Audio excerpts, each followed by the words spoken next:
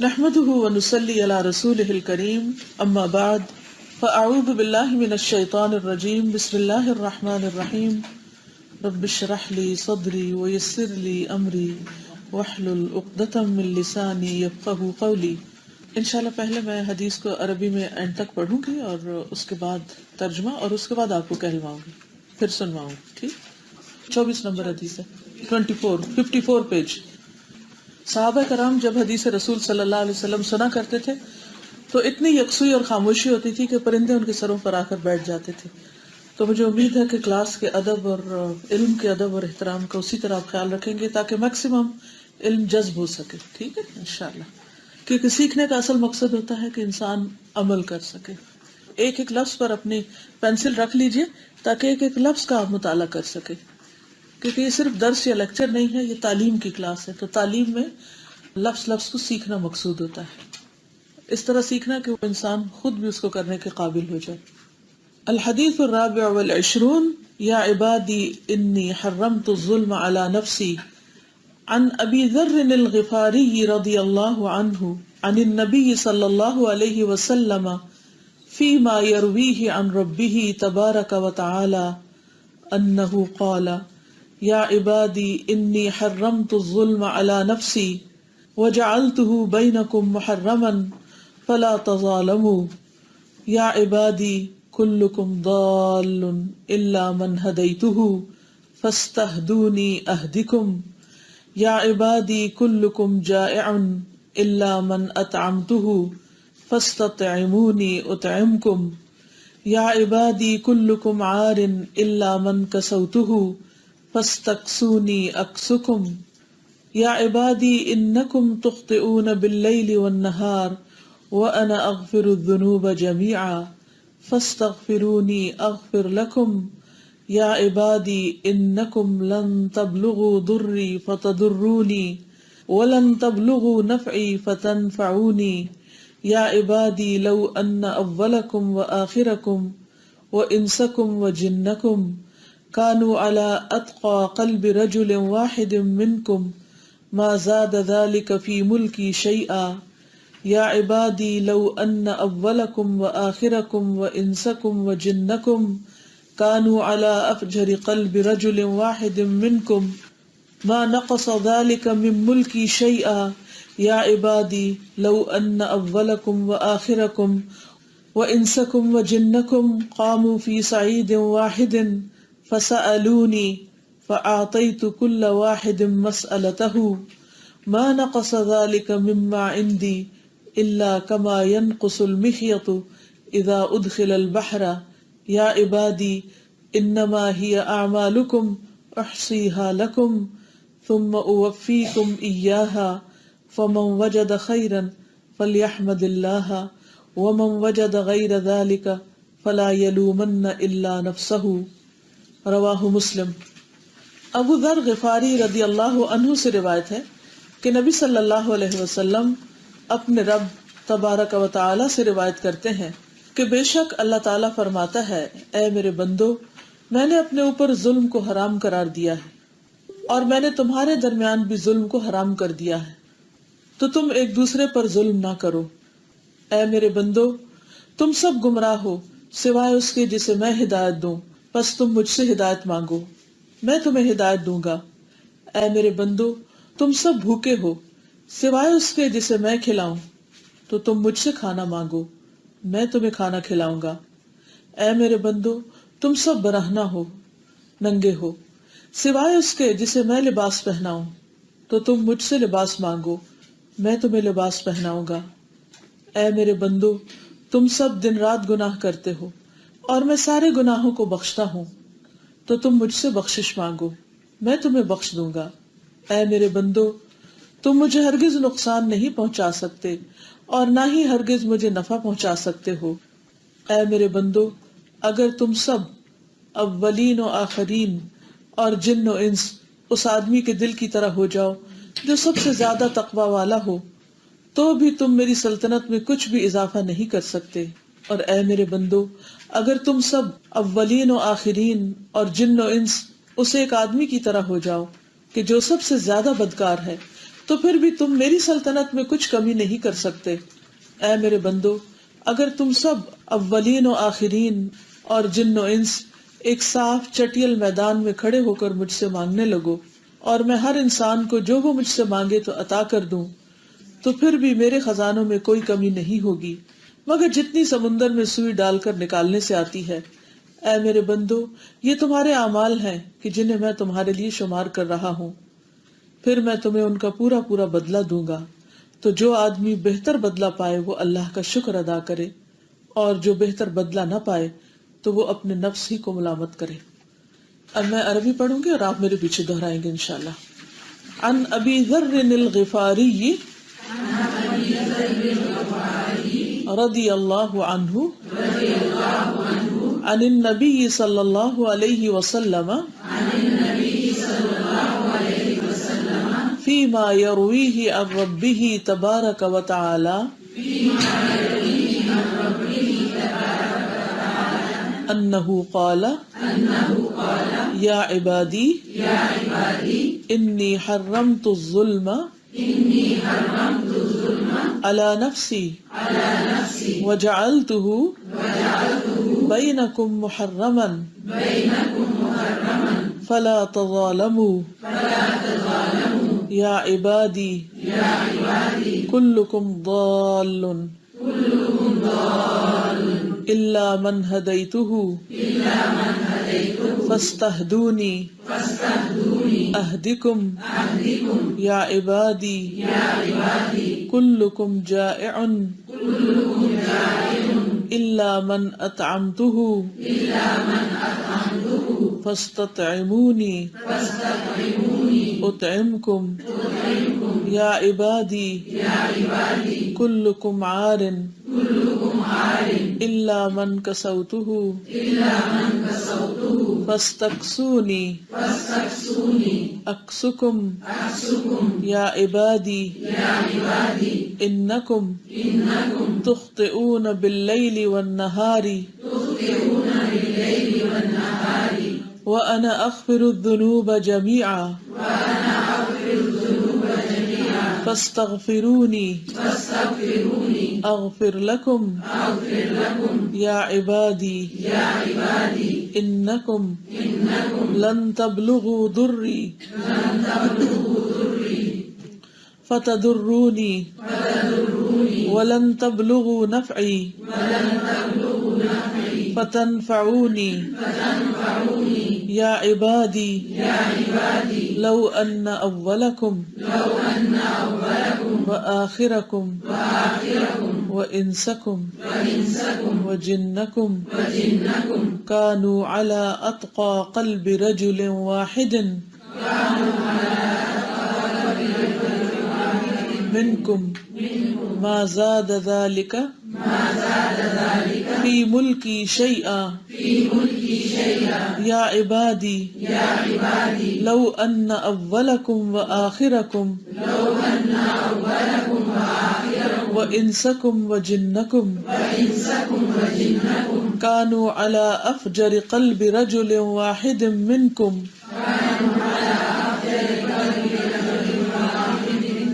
ما نقص ذلك من ملکی شیئا یا عبادی لو ان اولکم وآخرکم وانسکم وجنکم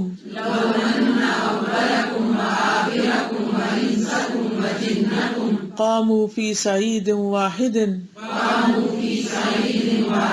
فسألونی فأعطیت كل واحد مسألته ما نقص ذلك مما عندي إلا كما ينقص المخيط إذا أدخل البحر يا عبادي إنما هي أعمالكم أحصيها لكم ثم أوفيكم إياها فمن وجد خيرا فليحمد الله ومن وجد غیر ذلک فلا یلومن الا نفسہ رواہ مسلم. اب میں لفظی ترجمہ کروں گی. عن ابی ذر الغفاری رضی اللہ عنہ، ابو ذر غفاری رضی اللہ عنہ روایت کرتے ہیں، عن النبی صلی اللہ علیہ وسلم، نبی صلی اللہ علیہ وسلم سے، فیما اس میں جو، یرویہ وہ روایت کرتے ہیں اس کو، ان ربہ تبارک و تعالی اپنے رب تبارک و تعالی سے، انہ قال کہ بے شک آپ نے فرمایا، یعنی اللہ سبحانہ و تعالی نے فرمایا، یا عبادی اے میرے بندو، انی بے شک میں نے، حرمت الظلم علی نفسی میں نے حرام کیا ظلم کو اپنے نفس پر، وجعلتہ اور میں نے کر دیا اس کو، بینکم تمہارے درمیان، محرما حرام، فلا تظالموا تو ایک دوسرے پر ظلم نہ کرو. یا عبادی اے میرے بندو، کلکم سب کے سب تم میں سے، ضال گمراہ ہیں، الا مگر من ہدیتہ جس کو میں ہدایت دوں، فاستہدونی پس تم مجھ سے ہدایت مانگو، اہدکم میں تمہیں ہدایت دوں گا. یا عبادی اے میرے بندو، کلکم تم سب کے سب، جائع بھوکے ہو، الا مگر من اطعمتہ جس کو میں کھلاؤں، فاستطعمونی تم مجھ سے کھانا مانگو، اطعمکم میں تمہیں کھلاؤں گا. یا عبادی اے میرے بندو، کلکم عار تم سب ننگے ہو، برہنہ ہو، الا مگر من کسوتہ جس کو میں پہناؤں، فاستکسونی پس تم مجھ سے کپڑا مانگو، اکسکم میں تمہیں کپڑا پہناؤں گا، لباس پہناؤں گا. یا عبادی اے میرے بندو، انکم بے شک تم، تخطئون تم خطائیں کرتے ہو، باللیل والنہار رات اور دن کو، وانا اغفر اور میں بخش دیتا ہوں، الذنوب گناہوں کو، جمیعا سارے کے سارے، فاستغفرونی پس بخشش مانگو مجھ سے، اغفر لکم میں بخش دوں گا تم کو. یا عبادی اے میرے بندو، انکم بے شک تم، لن تبلغوا ہرگز نہیں پہنچ سکتے، ضری مجھے نقصان پہنچانے کو، فتضرونی کہ تم مجھے نقصان پہنچا سکو، ولن تبلغوا اور ہرگز نہیں پہنچ سکتے، نفعی میرے نفع کو، فتنفعونی کہ مجھے نفع پہنچاؤ. یا عبادی اے میرے بندو، لو ان اولکم اگر بے شک تمہارا پہلا، وآخرکم اور تمہارا آخری، وانسکم اور تمہارے انسان، وجنکم اور تمہارے جن، کانو ہو جائیں، علا اوپر، اتقا سب سے متقی ڈرنے والے، قلب رجل واحد کسی ایک انسان کے دل کی طرح، منکم تم میں سے، یعنی جو تم میں سب سے زیادہ متقی ہے اس کے دل کی طرح سب کے دل ہو جائیں، ما زیادہ نہ اضافہ کرے گی، ذالک یہ چیز، فی ملکی میری حکومت میں، شیئا کچھ بھی. یا عبادی اے میرے بندو، لو ان اولکم وآخرکم وانسکم وجنکم اگر بے شک تمہارا پہلا اور تمہارا آخری اور تمہارے انسان اور تمہارے جن، کانو ہو جائیں، علی افجر سب سے زیادہ بدکار، قلب رجل واحد ایک انسان کے دل کی طرح، یعنی سب سے بدکار انسان کے دل کی طرح ہو جائیں سب کے دل اول و آخرین کے، منکم تم میں سے، ما نقصا نہ کمی کرے گی، ذالک یہ چیز، من ملکی میری بادشاہت میں سے، میری حکومت میں سے، شیئا کچھ بھی.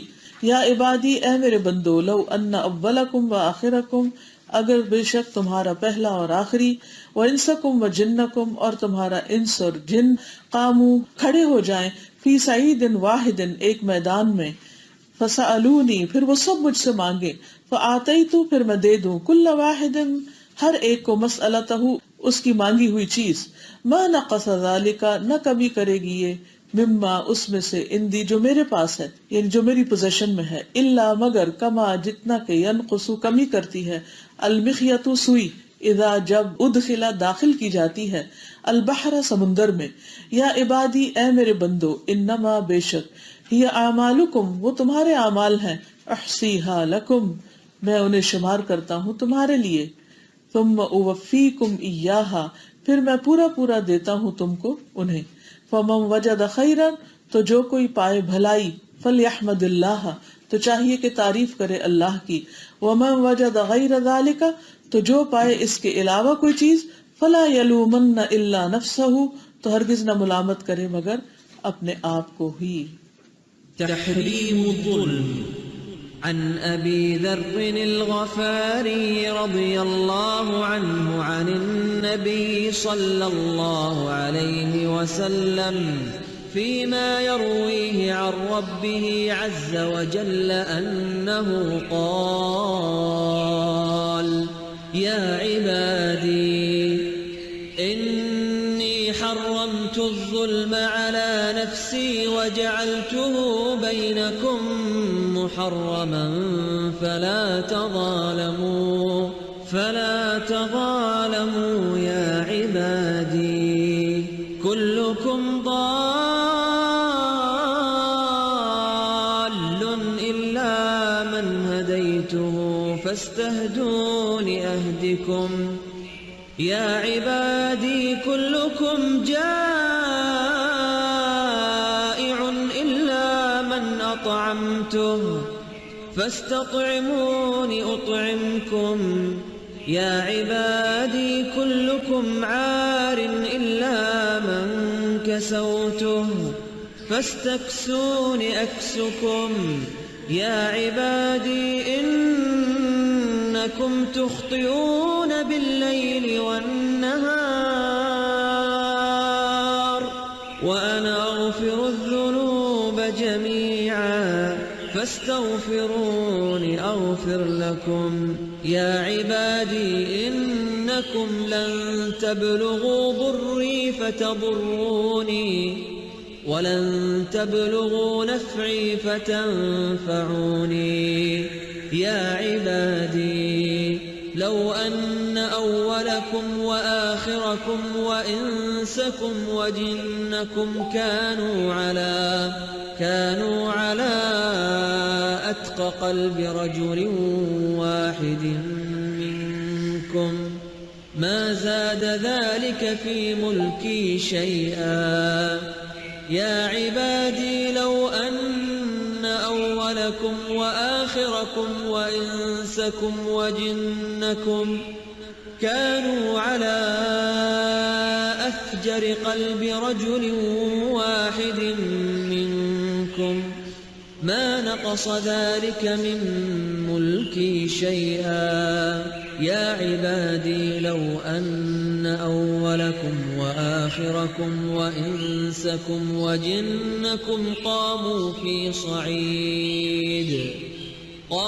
في صعيد واحد فسألوني فأعطيت كل واحد مسألته ما نقص ذلك مما عندي إلا كما ينقص المخيط إذا أدخل البحر يا عبادي إنما هي أعمالكم أحصيها لكم ثم أوفيكم إياها فمن وجد خيرا فليحمد الله ومن وجد غير ذلك فلا يلومن إلا نفسه.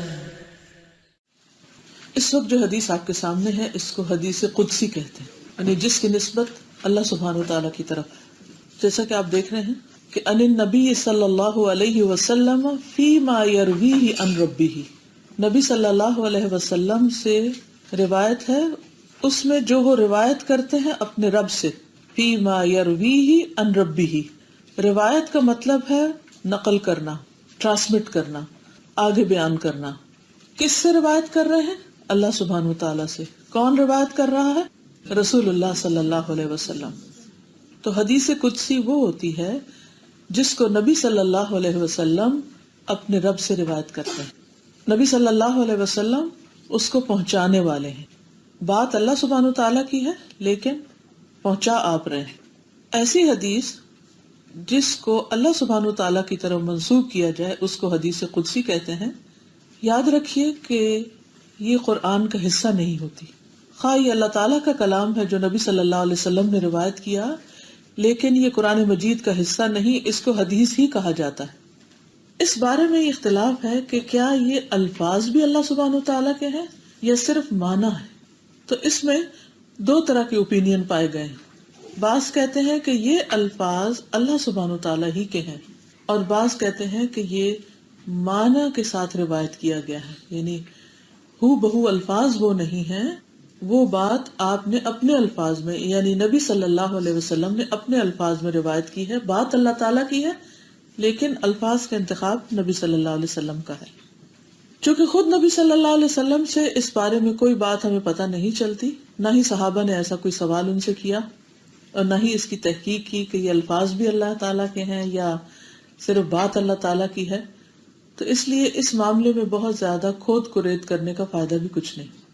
ہمارے لیے یہ جاننا زیادہ اہم ہے کہ اللہ تعالیٰ نے کیا فرمایا، کیونکہ اصل چیز اللہ تعالیٰ کا حکم ہے. اور چونکہ ہم نبی صلی اللہ علیہ وسلم پر ایمان رکھتے ہیں کہ آپ امین ہیں، آپ نے کبھی کوئی غلط بات کی ہی نہیں، آپ کی ہر بات سچی ہے، صادق بھی ہیں، امین بھی ہیں، تو اس لیے جو بھی آپ ہمیں دے رہے ہیں ہم اس کو اسی طرح لے رہے ہیں. اور اصل چیز ہے کہ انسان جب لے اس کو تو عمل کی نیت سے لے.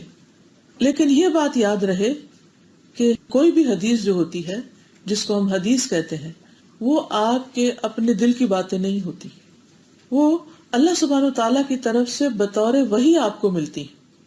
قرآن مجید میں آتا ہے وَمَا يَنْطِقُ عَنِ الْهَوَىٰ إِنْ هُوَ إِلَّا وَحْيٌ يُوحَىٰ، کہ آپ اپنی خواہش نفس سے باتیں نہیں کرتے، اپنے دل سے باتیں نہیں بناتے.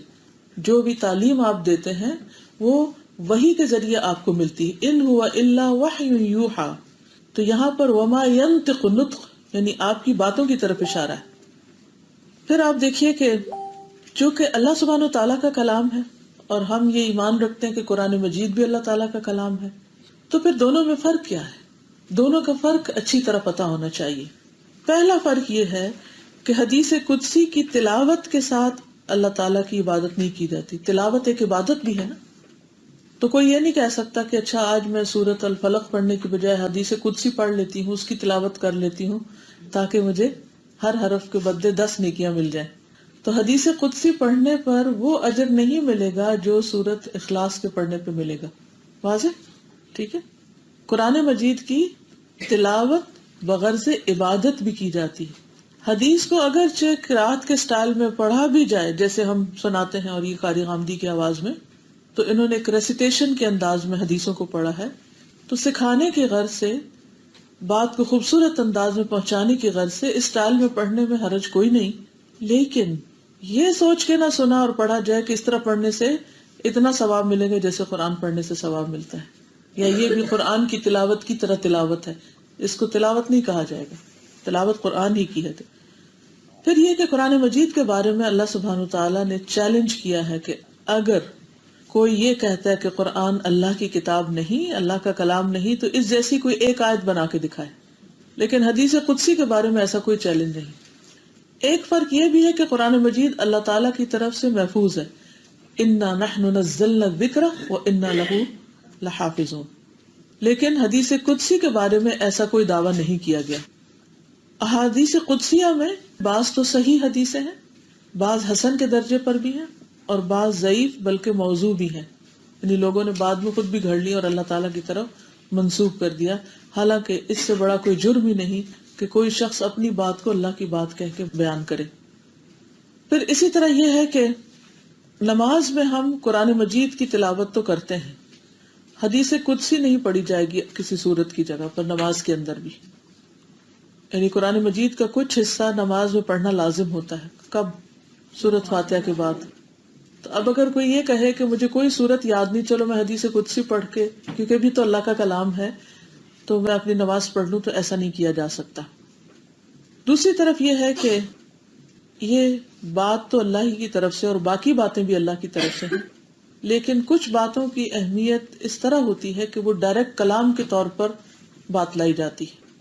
اس میں ایکچولی یہی انداز اختیار کیا گیا ہے کہ بات کے اندر اور تاکید اور شدت کے لیے اس کے بیان کرنے کا سٹائل مختلف ہے باقی احادیث سے، ورنہ سورس سب احادیث کا ایک ہی ہے، اور وہ کیا؟ وحی الہی.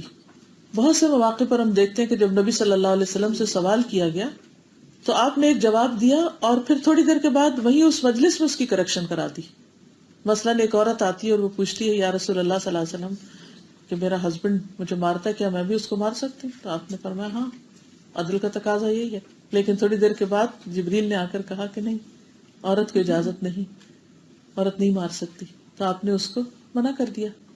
اس طرح کے بہت سے اور واقعات بھی ملتے ہیں. آپ نے ایک بات خود فرما دی، لیکن یعنی جو اجتہادی مسائل ہیں نبی صلی اللہ علیہ وسلم کے، تو ساتھ ہی اس کو درست کر دیا گیا کہ ایسا نہیں، ایسا کیا جائے گا.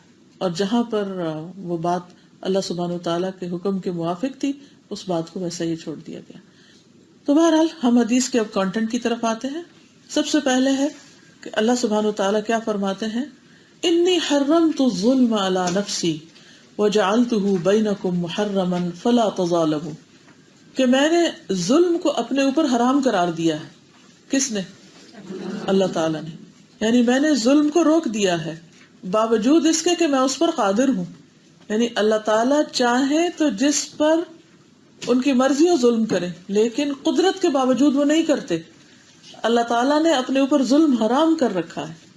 اور یہ بھی اللہ سبحانہ وتعالیٰ کی حمد اور تعریف کے معنوں میں ہے کہ جب کسی کے لیے کوئی کام کرنا اور نہ کرنا دونوں ہی ممکن ہو، تو پھر وہ اچھا کام کرتا ہے تو اس کی تعریف ہوگی. تو اس پر بھی ہم اللہ تعالیٰ کی تعریف کرتے ہیں کہ اللہ تعالیٰ نے کسی پر ظلم نہیں کیا اور نہ وہ ظلم کا ارادہ رکھتا ہے.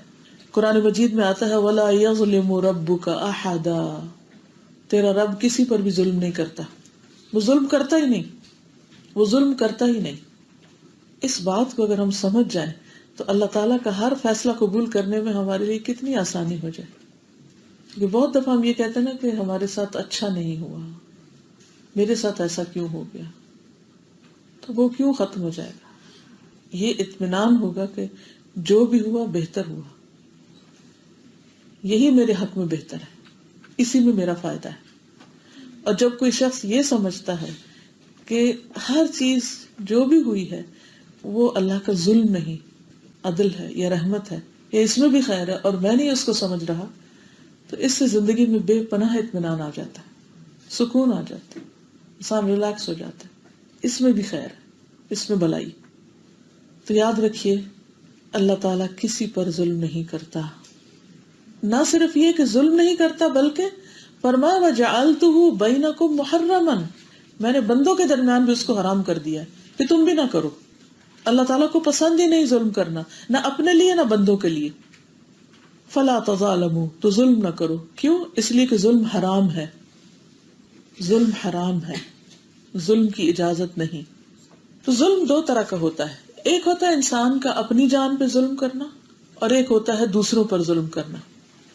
اور یہاں پر کیا فرمایا کہ ایک دوسرے پر ظلم نہ کرو. لیکن بہت دفعہ انسان جب دوسروں پہ ظلم کرتا ہے تو دراصل وہ اپنے آپ پر ہی ظلم کر رہا ہوتا ہے. ظلم کے معنی میں نقص بھی آتا ہے، کمی کرنا، یعنی کسی کا حق کم کرنا، یہ بھی ظلم ہوتا ہے. ایک ہوتا ہے کسی پر زیادتی کرنا اور ایک ہوتا ہے کسی کے حق میں کمی کرنا. تو وہ دونوں ایک طرح سے ایک دوسرے کے معنی کو کمپلیٹ کرتے ہیں. اب دوسرے پر ظلم کرنے میں کیا کیا چیزیں آتی ہیں، اب اس کی تھوڑی سی ہم وضاحت سمجھ لیتے ہیں کہ کیا کیا چیز ظلم ہے. اور ان احادیث کی جو میں آپ کے سامنے بیان کروں گی، اس کی روشنی میں ہم اپنے طرز عمل کا جائزہ لیں کہ کہیں ہم نے تو کوئی ایسا کوئی کام نہیں کیا کہ ہم حرام میں داخل ہو چکے ہوں. نمبر 1، کسی کا واجب حق روکنا، یعنی کوئی چیز کسی کا حق بنتی ہے اور وہ حق اس کو نہ دینا. جیسے نبی صلی اللہ علیہ وسلم نے فرمایا مطل الغنی ظلم، مالدار آدمی کا قرض کی ادائیگی میں ٹال مٹول کرنا ظلم ہے. یعنی ایک شخص کے پاس مال ہے، اس نے دوسرے سے قرضہ لیا اور وہ اس کو دے نہیں رہا اور صرف خود عیاشی کر رہا ہے اور جان بوجھ کر سستی کر رہا ہے، تو یہ کیا ہے دراصل؟ ظلم. کس پر؟ جس کا مال لے کے اس نے دبایا ہوا ہے. تو اس سے کیا بات پتہ چلتی کہ ہمیں کیا کرنا چاہیے؟ قرض کی ادائیگی میں جلدی کرنی چاہیے. قرض کا گناہ شہید سے بھی معاف نہیں. خون کا پہلا قطرہ گرتے ہی شہید کے سارے گناہ معاف ہو جاتے ہیں، لیکن قرضہ نہیں معاف ہوتا، وہ اس کے جنت میں جانے میں رکاوٹ بن جاتا ہے. تو اول تو یہ کہ قرض لینے کی عادت ہی نہیں ہونی چاہیے. لیکن اگر شدید ضرورت میں انسان ہے نا لینا پڑ جائے تو پھر اس کی ادائیگی کی فکر کرنی چاہیے. پھر اسی طرح کام لے کر اجرت نہ دینا، کسی سے کام نکلوا لینا اور اس کے ویجز یا اس کا جو محنت بنتی ہے وہ نہیں دینا. رسول اللہ صلی اللہ علیہ وسلم نے فرمایا، اللہ تعالیٰ کا ارشاد ہے 3 طرح کے لوگ ایسے ہیں جن کا قیامت کے دن میں مدعی بنوں گا. ان میں سے ایک وہ شخص ہے جس نے کوئی مزدور اجرت پر رکھا، یعنی کسی سے کام کروایا، اس سے کام تو پورا لیا لیکن اس کی مزدوری نہیں دی. مثلاً آپ نے کوئی شخص ہائر کیا، اس سے سارا مہینہ کام کروایا اور اس کے بعد اس کو تنخواہ دی ہی نہیں. مثلاً کسی سے کوئی کام لیا، کوئی آرڈر پلیس کیا، آپ نے کوئی چیز بنوائی، مثلا کوئی فرنیچر بنوایا یا اسی طرح کوئی بھی اور چیز بنوائی، اپنا گھر ٹھیک کروایا، پلمبنگ کرائی، پالش کرائی، کچھ کرایا، اور جس وقت پیسے دینے کی باری آئی تو آپ نے کہا جاؤ جاؤ چھٹی کرو، میرے پاس کچھ نہیں، مجھے تمہارا کام پسند نہیں آیا اس لیے میں تمہیں پے ہی نہیں کر رہی. تو یہ ظلم ہے، زیادتی. پھر اسی طرح ماتحت لوگوں کا خیال نہ رکھنا، جو اپنے سب آرڈینیٹس ہیں یا اپنے ساتھ کام کرتے ہیں. مثلا اگر آپ ایک شاپ اون کرتے ہیں یا آپ کو فیکٹری اون کرتے ہیں تو آپ کا فرض بنتا ہے کہ جو لوگ آپ کے انڈر کام کرتے ہیں ان کی ضروریات پوری کریں، ان کا خیال رکھیں. نبی صلی اللہ علیہ وسلم نے فرمایا 10 آدمیوں کے امیر کو بھی، یعنی جو 10 لوگوں پر بھی امیر ہے، اس کو بھی قیامت کے روز اس حال میں لایا جائے گا کہ وہ جکڑا ہوا ہوگا. اس کا عدل اس کو آزاد کرائے گا یا اس کا ظلم اس کو ہلاک کر دے گا. یعنی جو لوگ آپ کے تحت کام کرتے ہیں یا چلے آپ کی اولاد ہی ہے، گھر میں آپ کے بچے ہی ہیں، تو بعض اوقات ان کے ساتھ بھی زیادتی کی جاتی. ایک بچے پر بہت سی ذمہ داریاں ڈال دی جاتی، بہت سے کام. کیا ہے، بچہ ہے نا ہمارا، جو مرضی کرے اس کے ساتھ. نو. اچھا، بعض اوقات کیا ہوتا ہے کہ چھوٹا بچہ بہت ہی لاڈلا پالا ہوا ہوتا ہے اور وہ ہر طرح کی زیادتیاں کرتا ہے اور ماں باپ اس کو کچھ بھی نہیں کہتے اور بڑوں کو کہتے ہیں تم ہی صبر کرو. یا بھائی بہنوں کا حق مار جاتے ہیں اور ماں باپ کچھ بھی نہیں بولتے، وہ کہتے ہیں کوئی نہیں، بھائی ہے نا، پھر کیا ہو، تمہارے ہی بھائی ہے نا. تو یہ ساری ظلم کی قسمیں. کبھی وراثت میں حصہ نہیں دیتے، کبھی کسی اور طرح حق مارتے. تو ان چیزوں کی اجازت نہیں. تو ہر وہ شخص جس کے ساتھ کچھ اور لوگ کام کرتے ہیں، اگر وہ ان کا خیال نہیں رکھتا، ان کا حق انہیں نہیں دیتا، یا ایک پر بہت زیادہ کام ڈال دیتا ہے، یا دوسرے کے ساتھ انصاف نہیں کرتا، یا اس کا خیال نہیں کرتا، کیئر نہیں کرتا، یا کچھ لوگوں کے ساتھ مل کے گروپ بنا لیا اور باقی لوگ جو ہیں وہ لاوارث پھر رہے ہیں، کچھ لوگوں کو فیور کرتا ہے، دوسرے لوگوں کو فیور نہیں دیتا، تو یہ تمام چیزیں انسان کے لیے پکڑ کا باعث ہوں گی. تو ذمہ داری ایک امانت ہوتی، اور کلکم راعٍ وکلکم مسئول، ہر شخص کہیں نہ کہیں ذمہ دار ہے، کوئی گھر میں ہے، کوئی باہر ہے، کوئی کسی ادارے میں ہے، کہیں پر. پھر اسی طرح غلاموں اور خادموں کی مار پیٹ، یہ بھی زیادتی اور ظلم ہے. آپ نے فرمایا جو ایسا کرے گا قیامت کے دن اسے اس وجہ سے بیڑیاں پہنائی جائیں گی، یعنی کہ اس کے ہاتھ پاؤں باندھ دیے جائیں گے. پھر لوگوں کا مال ناحق کھانا یا ظلم سے مال چھین لینا، جیسے چوری، ڈاکہ. نبی صلی اللہ علیہ وسلم نے فرمایا جو آدمی ظلماً کسی کی زمین دبا لے گا، یعنی کسی کی پراپرٹی پہ قبضہ کر لینا، کسی کے گھر پہ، کسی کی دکان پہ، کسی کے فارم پہ، کسی بھی طرح، تو وہ اس حال میں اللہ تعالیٰ سے ملے گا کہ اللہ تعالیٰ اس سے ناراض ہوگا، اس پر غضبناک ہوگا. پھر اسی طرح کسی پہ ایسی چیز کا بوجھ ڈال دینا جو اس کے ذمہ واجب ہی نہیں، لازم ہی نہیں. مثلاً کسی شخص نے قرضہ لیا ہی نہیں اور آپ چند جھوٹے گواہ لا کے اس کے اوپر ذمہ داری ڈال دیں کہ جی اس نے مجھ سے 1 ملین قرضہ لیا تھا، اور یہ سارے گواہ موجود ہیں اور عدالت میں کیس لے جائیں اور جھوٹی اس سے ظلماً مال ہتھیائیں، حالانکہ نہ اس نے قرضہ لیا اور نہ ہی اس کا کوئی قصور. تو یہ سب بھی ظلم میں آتا ہے، اس سے بھی بچنا چاہیے. ابو موسیٰ کہتے ہیں کہ نبی صلی اللہ علیہ وسلم کے سامنے 2 آدمی زمین کا مقدمہ لائے، جن میں سے ایک کا تعلق حضر موت سے تھا. نبی صلی اللہ علیہ وسلم نے دوسرے آدمی کو قسم اٹھانے کا کہہ دیا تو دوسرا فریق یہ سن کے چیخ پڑا، کہنے لگا اس طرح تو یہ میری زمین لے جائے گا. نبی صلی اللہ علیہ وسلم نے فرمایا اگر یہ قسم کھا کے ظلم سے اپنی ملکیت میں لیتا ہے تو یہ ان لوگوں میں سے ہوگا جنہیں قیامت کے دن اللہ تعالیٰ دیکھے گا بھی نہیں، نہ ہی ان کا تزکیہ کرے گا، اور ان کے لیے دردناک عذاب ہوگا. یعنی جو جھوٹی قسم کھا کر کسی کے مال، کسی کی کسی بھی چیز پر قبضہ کر لے، خواہ وہ پیلو کی ایک شاخ. کبھی ہوتا ہے نا 2 لوگوں میں جھگڑا ہو جاتا ہے، ایک کہتا ہے یہ میری چیز ہے، دوسرا کہتا ہے میری چیز ہے. تو جس کو یہ پتا ہے کہ اس کی نہیں اور وہ خواہ مخواہ دوسرے پر دلیر ہو کے اس کا مال چھین رہا ہے، تو یہ کوئی معمولی بات نہیں ہے. چھوٹا سا بھی قسم، جھوٹی قسم کھا کے، چرب زبانی کے ساتھ یا بہت باتیں بنا کے کسی کا حق انسان دبائے تو قیامت کے دن اللہ تعالیٰ اس کی طرف دیکھے گا بھی نہیں. پھر یہ ظلم یہ نہیں کہ صرف مسلمانوں پہ جائز نہیں، یعنی صرف مسلمانوں پہ جائز نہیں بلکہ نان مسلمز کے ساتھ بھی ظلم کی اجازت نہیں، کہ آپ کسی نان مسلم کی شاپ میں گھس جائیں اور وہاں سے کچھ چیزیں چرا لیں یہ کہہ کے کہ اچھا یہ تو اللہ کو نہیں مانتے تو اس لیے ان کے ساتھ جو مرضی کرو، قطعاً نہیں. یا ایسے ہی ناحق کسی کی زمین پر آپ بم بلاسٹ کریں یا کوئی ایسی تخریبی کاروائیاں کریں اور ناحق لوگوں کی جان لیں، یہ سب ظلم میں آتا ہے. یعنی جس کا قصور کوئی نہیں، جس کا کوئی اس میں ہاتھ نہیں، ہم اس کو آپ پریشان کریں، اس کو تکلیف دے رہے ہیں. نبی صلی اللہ علیہ وسلم نے فرمایا جو کوئی کسی ایسے شخص کو قتل کر دے جس سے پہلے عہد و پیمان ہو چکا ہو تو اس قاتل کو جنت کی خوشبو تک نہیں ملے گی. یعنی اس کا مطلب کیا ہے کہ اگر کسی مسلم اور نان مسلم کے درمیان کوئی کانٹریکٹ ہے، کوئی جانوں کے تحفظ کا، مال کا، یا گورنمنٹ کی سطح پر یا انٹرنیشنل لا کے تحت کہ آپ ہمیں نہیں کوئی نقصان دیں گے، ہم آپ کو نہیں دیں گے، یا پیس ٹریٹی ہے کوئی، اور پھر اس کو خلاف جا کے کوئی دھوکہ بازی سے دوسرے کے اوپر چڑھائی کر دے یا اس کی پراپرٹی کو نقصان پہنچائے، تو وہ یہ نہ سوچے کہ یعنی بغیر کسی وار کے ڈکلیئر کیے تو یہ چیز پھر ظلم میں شمار ہوگی، چاہے وہ کسی نان مسلم کے ساتھ ہی کیوں نہ کر رہا ہو. تو اس بات کو اچھی طرح سمجھ لینا چاہیے کہ اللہ سبحانہ و تعالیٰ نے انسانوں کے درمیان ظلم حرام قرار دیا ہے. اس میں مسلم نان مسلم کی کوئی تفریق نہیں ہے، کسی پر بھی ظلم حرام ہے. اسی طرح یہ ہے کہ خواہ وہ نان مسلم کسی اسلامی کنٹری میں ہو یا مسلم کسی نان اسلامک کنٹری میں ہو، دونوں صورتوں میں کسی کے ساتھ زیادتی نہیں. اسی طرح جو قانون بنائے گئے ہیں جس میں انسانوں کی جان مال کے تحفظ کی گارنٹی دی جاتی ہے، ان قوانین کا احترام بھی ضروری ہے. مثلاً ٹریفک کے قوانین، وہ کیا کہتے ہیں کہ ریڈ لائٹ پہ کیا کرو؟ آپ کہیں نہیں یہ تو کافروں نے بنایا یہ قانون، مجھے تو کوئی پرواہ نہیں، میں تو نہیں ریڈ لائٹ پہ رک سکتا، اور آپ دے گاڑی مارتے ہیں اور اس سے 4 لوگوں کو نقصان پہنچتا ہے، تو یہ قابل معافی نہیں ہے. یہ کوئی دلیل نہیں ہے کہ آپ یہ کہیں جی یہ فلاں نے قانون بنایا ہوئے میں اس کو جو چاہوں کروں. اگر وہ آپ کے دین سے کوئی اس میں ٹکراؤ نہیں ہے یا کوئی اس میں آپ کے دین ایمان کا کوئی نقصان نہیں ہے تو آپ کے لیے واجب ہے کہ آپ اس کا احترام کریں. وہ انسانوں کے جان مال کے تحفظ ہی کے لیے بنائے گئے.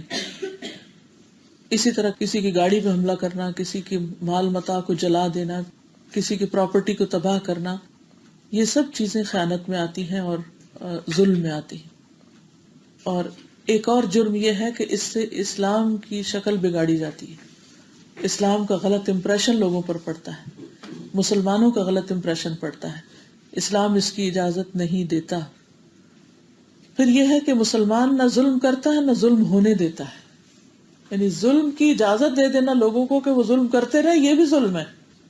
مثلاً آپ کے گھر میں آپ دیکھ رہے ہیں کہ آپ کا بیٹا آپ کی بہو پہ ظلم کرتا ہے، زیادتی کرتا ہے، اور آپ اس لیے نہیں بولتے چونکہ وہ آپ کا بیٹا ہے اور آپ کو اس سے محبت ہے اور آپ اسے ناراض نہیں کرنا چاہتے، لہٰذا اپنی آنکھوں کے سامنے ظلم دیکھتے ہیں اور خاموش رہتے ہیں. تو یہ بھی غلط ہے.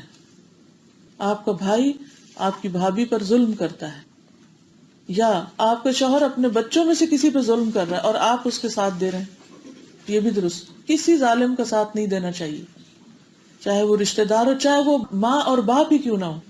اگر ہمارے ماں باپ بھی ظلم کر رہے ہوں تو ان کا ساتھ نہیں دینا چاہیے، ان کی ہاں میں ہاں نہیں ملانی چاہیے، ان کو ظلم نہیں کرنے دینا چاہیے، کیونکہ یہ ان کے ساتھ ہمدردی نہیں. اگر ہم ان کو اس طرح کھلا چھوڑ دیں گے تو وہ بھی ڈوبیں گے اور سب کو لے ڈوبیں گے. تو غلط بات کوئی بھی کر رہا ہو، کسی کے حق پہ کوئی بھی زیادتی کر رہا ہو تو اس کو آگے سے پکڑ کے روکنا چاہیے، پیار سے عزت سے احترام سے سمجھانا چاہیے.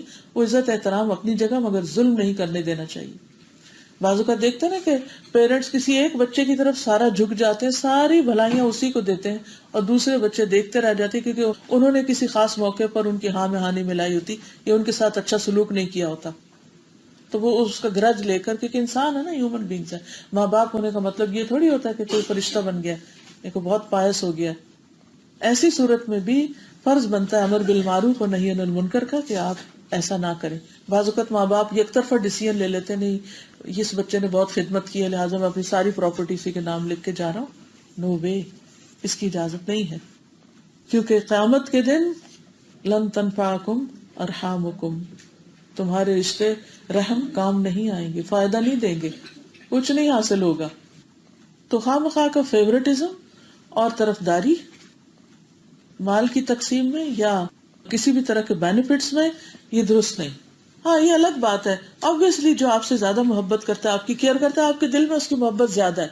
لیکن جب کچھ دینا ہو، عطیہ دینا ہو یا کوئی وراثت کی تقسیم ہو تو اس میں پھر فیوریٹزم نہیں ہوگا. وہ اللہ نے جو حق مقرر کیا جس کا اس کے مطابق اس کو دیا جائے گا. رسول اللہ صلی اللہ علیہ وسلم نے فرمایا ایک مسلمان دوسرے مسلمان کا بھائی ہے، نہ اس پر ظلم کرتا ہے اور نہ ظلم ہونے دیتا ہے. نہ ظلم کرتا ہے نہ ہونے دیتا ہے، خود بھی نہیں کرتا اور کوئی کرے تو اس کو بھی روکتا ہے. رسول اللہ صلی اللہ علیہ وسلم نے فرمایا ظلم کی 3 اقسام ہیں. نمبر 1، اللہ تعالیٰ ایک ظلم کو کسی صورت میں نہیں چھوڑے گا. نمبر 2، ایک ظلم کو بخش دے گا. اور نمبر 3، ایک ظلم معاف نہیں کیا جائے گا. جس ظلم کو کسی صورت نہیں چھوڑا جائے گا وہ شرک ہے. وہ کیا ہے؟ جسے اللہ تعالیٰ چھوڑے گا ہی نہیں، معاف نہیں کرے گا. جس ظلم کو بخش دیا جائے گا وہ اللہ اور بندے کے مابین کیا ہوا ظلم ہے. یعنی انسان اللہ کے حق میں کوئی کمی کر دیتا ہے. شروع میں نے بتایا تھا نا، ظلم کا معنی نقص بھی ہوتا ہے، کمی کرنا بھی ہوتا ہے. اور وہ ظلم جس کو اللہ تعالیٰ معاف نہیں کریں گے وہ 2 بندوں کا آپس میں ایک دوسرے پر کیا ہوا ظلم ہے. اللہ تعالیٰ ہر صورت میں بعض مظلوموں کو بعض ظالموں سے قصاص دلوائے گا. یعنی قیامت کے دن ان کے اعمال لے کے دوسرے کو دے دیے جائیں گے.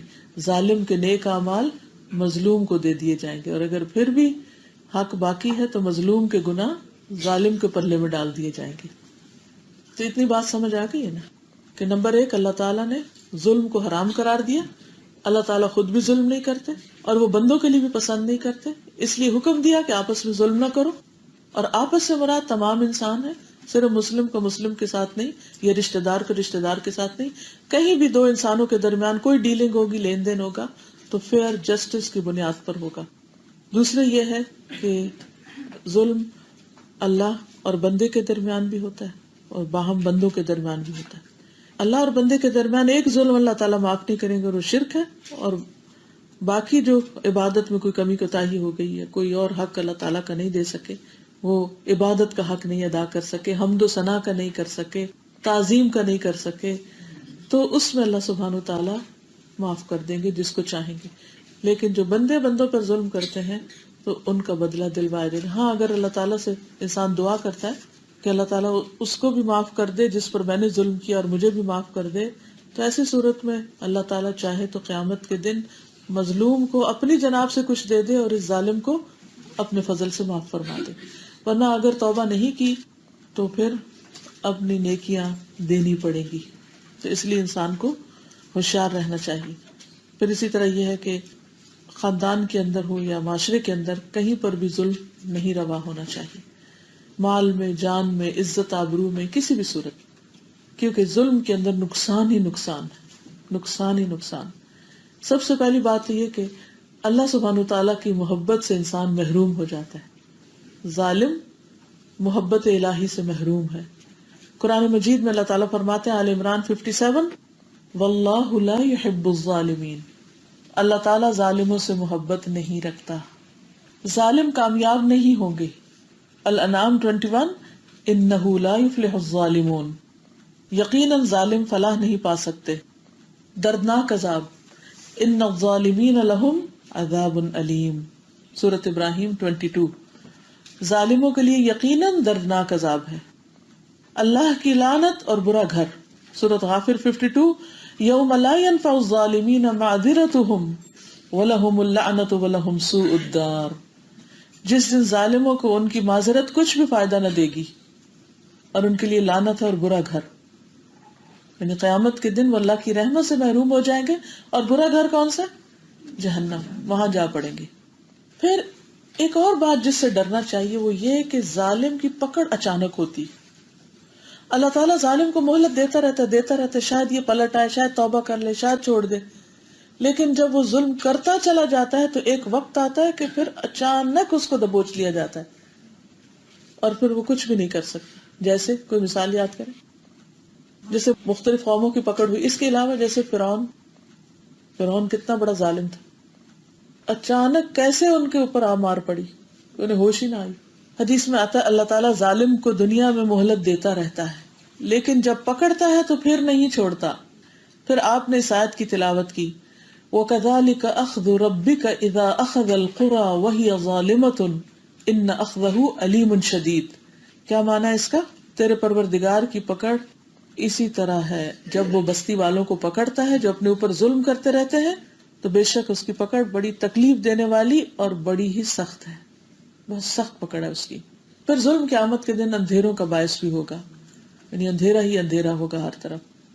پھر اسی طرح ظلم ضروری نہیں کہ کوئی بڑے بڑے ظلم ہو، چھوٹے ظلم بھی قابل مواخذہ ہے. مثلا اگر کوئی کسی کی زمین پر ناحق قبضہ کرتا ہے تو خواہ وہ ایک بالش ہی کیوں نہ ہو، جسٹ ایک بالش، جیسے ایک دیوار کھڑی کرنے کی جگہ ہوتی. مثلا اگر کوئی دیوار بنا رہا ہے تو اپنی باؤنڈری وال کو اپنی زمین میں بنانے کے بجائے دوسرے کی زمین میں بنا دے یا تھوڑی سی ادھر کھسکا دے، وہ ایک بالش. پوری باؤنڈری وال تو دور کی بات، اگر صرف اتنی سی زمین بھی اس نے ظلمن اپنی طرف کھینچ لی تو اس کے بارے میں آتا ہے کہ قیامت کے دن اس شخص کو اس بات پہ مجبور کیا جائے گا کہ وہ اسے 7ویں زمین تک کھودے، ڈگ کرے، کھودے کھودے کھودے کھودے 7ویں زمین تک نیچے، اتنی مشقت کرائی جائے گی. پھر وہ اس کے گلے میں توق بنا کے ڈال دیا جائے گا یہاں تک کہ لوگوں کے درمیان فیصلہ ہو جائے گی حشر کے میدان میں. استغفر اللہ.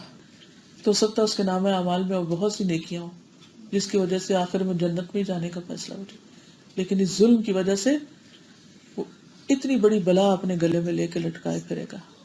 لیکن تھوڑا سا ایکسٹرا وزن ہو جاتا ہے، اپنا ہی وزن زیادہ ہو جاتا ہے، سانس لینا مشکل ہوتا ہے، اور اگر بیگ بھاری ہو جائے تو چلنا مشکل ہوتا ہے.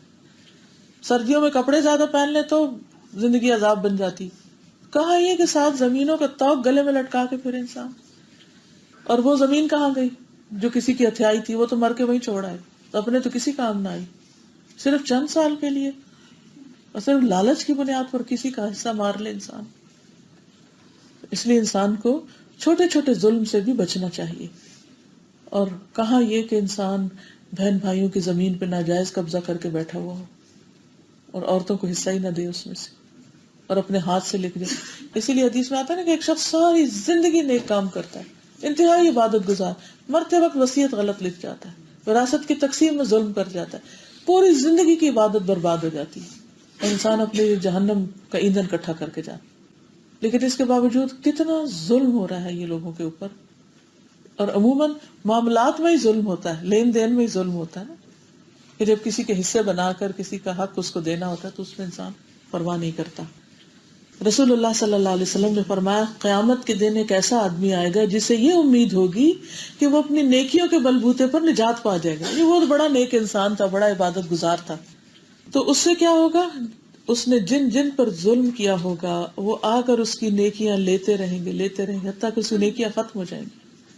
پھر ایک مظلوم آ جائے گا اور اب اس کی نیکیاں بھی ختم، لہذا مظلوم کی برائیاں اس کے کھاتے میں ڈال دی جائیں گی، اور وہ بڑے سے بڑا متقی پرہیزگار اور نیک انسان جو بڑا ہی عبادت گزار تھا خالی ہاتھ جہنم میں پھینک دیا جائے گا. عبادت اپنی جگہ، تقویٰ اپنی جگہ، نیکیاں اپنی جگہ، لیکن لوگوں کے حقوق میں کمی بیشی اور ان کے ساتھ ظلم زیادتی بہت بڑا جرم ہے، کیونکہ اس سے دوسروں کی زندگیوں میں بڑی تکلیف اور بے چینی پیدا ہو جاتی ہے. انسان ان کو غمگین اور دکھی کر دیتا ہے. بعض اوقات وہ ظلم صرف ان پر نہیں، ان کی نسلوں پر بھی ساتھ ہو جاتا ہے. پھر یہ کہ ناحق ایک لقمہ بھی کھانا یا ناحق کسی اور کا کپڑا پہننا بھی عذاب کا باعث ہے. نبی صلی اللہ علیہ وسلم نے فرمایا جس نے کسی مسلمان کا ناحق ایک لقمہ بھی کھایا تو اللہ تعالیٰ اسے اتنا ہی جہنم کا کھانا کھلائیں گے. جس نے کسی مسلمان کا ناحق کپڑا پہنا تو اللہ تعالیٰ اسی کے بقدر جہنم کا کپڑا پہنائیں گے. یہ مسند احمد کی روایت ہے. 18011 اس کا نمبر ہے. یعنی کس قدر ڈرنے کی بات ہے، کس قدر فکر کی ضرورت ہے. اسی لیے عام طور پر آپ نے دیکھا ہوگا کہ پہلے بڑے بزرگ جو ہوتے تھے وہ کہیں کسی کے پاس جاتے تو واپسی پر، جدائی پر کہتے اچھا کھایا پیا معاف کر دینا، یا کوئی حج پہ جا رہا ہے یا کچھ، تو انہیں شاید حدیثیں تو یاد نہیں تھی، لیکن وہ ایک دین کا عملی پہلو جو ان کی زندگیوں میں تھا وہ نسل در نسل پریکٹس چلتی چلی آ رہی تھی. اب تو یہ پریکٹسز بھی ختم ہو گئی ہیں، اس قدر جہالت ہو گئی کہ کسی سے معافی مانگنا اپنی عزت اور انا کے خلاف سمجھا جاتا ہے. حدیث کا اگلا حصہ ہے یا عبادی کلکم ضال فاستہدونی اہدکم.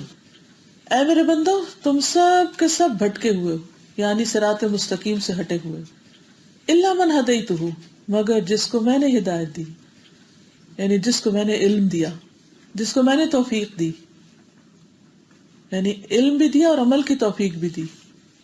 ہدایت کے 2 معنی ہوتے ہیں نا، ٹھیک ہے نا، ایک ہدایت ارشاد ہوتا ہے اور ایک ہدایت توفیق ہوتا ہے. ہدایت ارشاد ہوتا ہے جس میں کسی کو کوئی علم حاصل ہو جاتا ہے کہ صحیح کیا اور غلط کیا ہے، اور ہدایت توفیق کیا ہے کہ جس میں عمل کی توفیق ہو جاتی. آپ نے دیکھا ہوگا کچھ لوگ بہت کچھ جانتے ہیں لیکن ان کا عمل کچھ بھی نہیں ہوتا. وہ صرف دوسروں کو بتاتے رہتے، خود کچھ نہیں کرتے. اور کچھ لوگوں کے پاس زیادہ علم تو نہیں ہوتا لیکن عمل میں بہت اچھے ہوتے ہیں، معاملات میں بڑے کھڑے ہوتے ہیں، لین دین میں بڑے سچے ہوتے ہیں، زبان کے بہت اچھے ہوتے ہیں. تو اس لیے کلکم ضال، تم سب بھٹکے ہوئے ہو، یعنی غلطیاں کرتے رہتے ہو، ادھر ادھر بھٹکتے رہتے ہو، مگر یہ کہ جس کو میں ہدایت دوں، یعنی جس کو میں علم دوں اور عمل کی توفیق بھی دوں. تو یہ کہاں سے ملیں گے؟ اللہ سبحانہ وتعالیٰ سے. فاستہدونی اہدکم، مجھ سے مانگو میں تمہیں دوں گا، یعنی مجھ سے ہدایت مانگو، عمل کی توفیق مانگو، میں تمہیں عطا کروں گا. تو یہ انسان کی اپنی قابلیت نہیں ہوتی بلکہ اللہ کی توفیق سے ہوتا ہے یہ سب کچھ، علم کا بھی ملنا اور پھر عمل کی توفیق ملنا. اور یہ یاد رکھیے کہ ہدایت اللہ ہی کی ذمہ ہے. قرآن مجید میں آتا ہے نا، ان علینا للہدی وان لنا للآخرۃ والأولی، ہدایت دینا ہمارے ہی ذمہ ہے. ہدایت اصل میں اللہ سبحانہ وتعالیٰ ہی کے پاس ہے، کیونکہ علم کامل اسی کے پاس ہے، کسی اور کے پاس نہیں. دنیا کا بڑے سے بڑا اسکالر اور بڑے سے بڑا مفسر اور بڑے سے بڑا سائنٹسٹ نہیں جانتا مگر وہی جو اللہ نے اس کو دیا، اور اصل علم اسی کے پاس. اور جسے اللہ ہدایت دے وہی ہدایت پاتا ہے. وَمَن يَهْدِ اللَّهُ فَهُوَ الْمُهْتَدِي وَمَن يُضْلِلْ فَأُولَٰئِكَ هُمُ الْخَاسِرُونَ.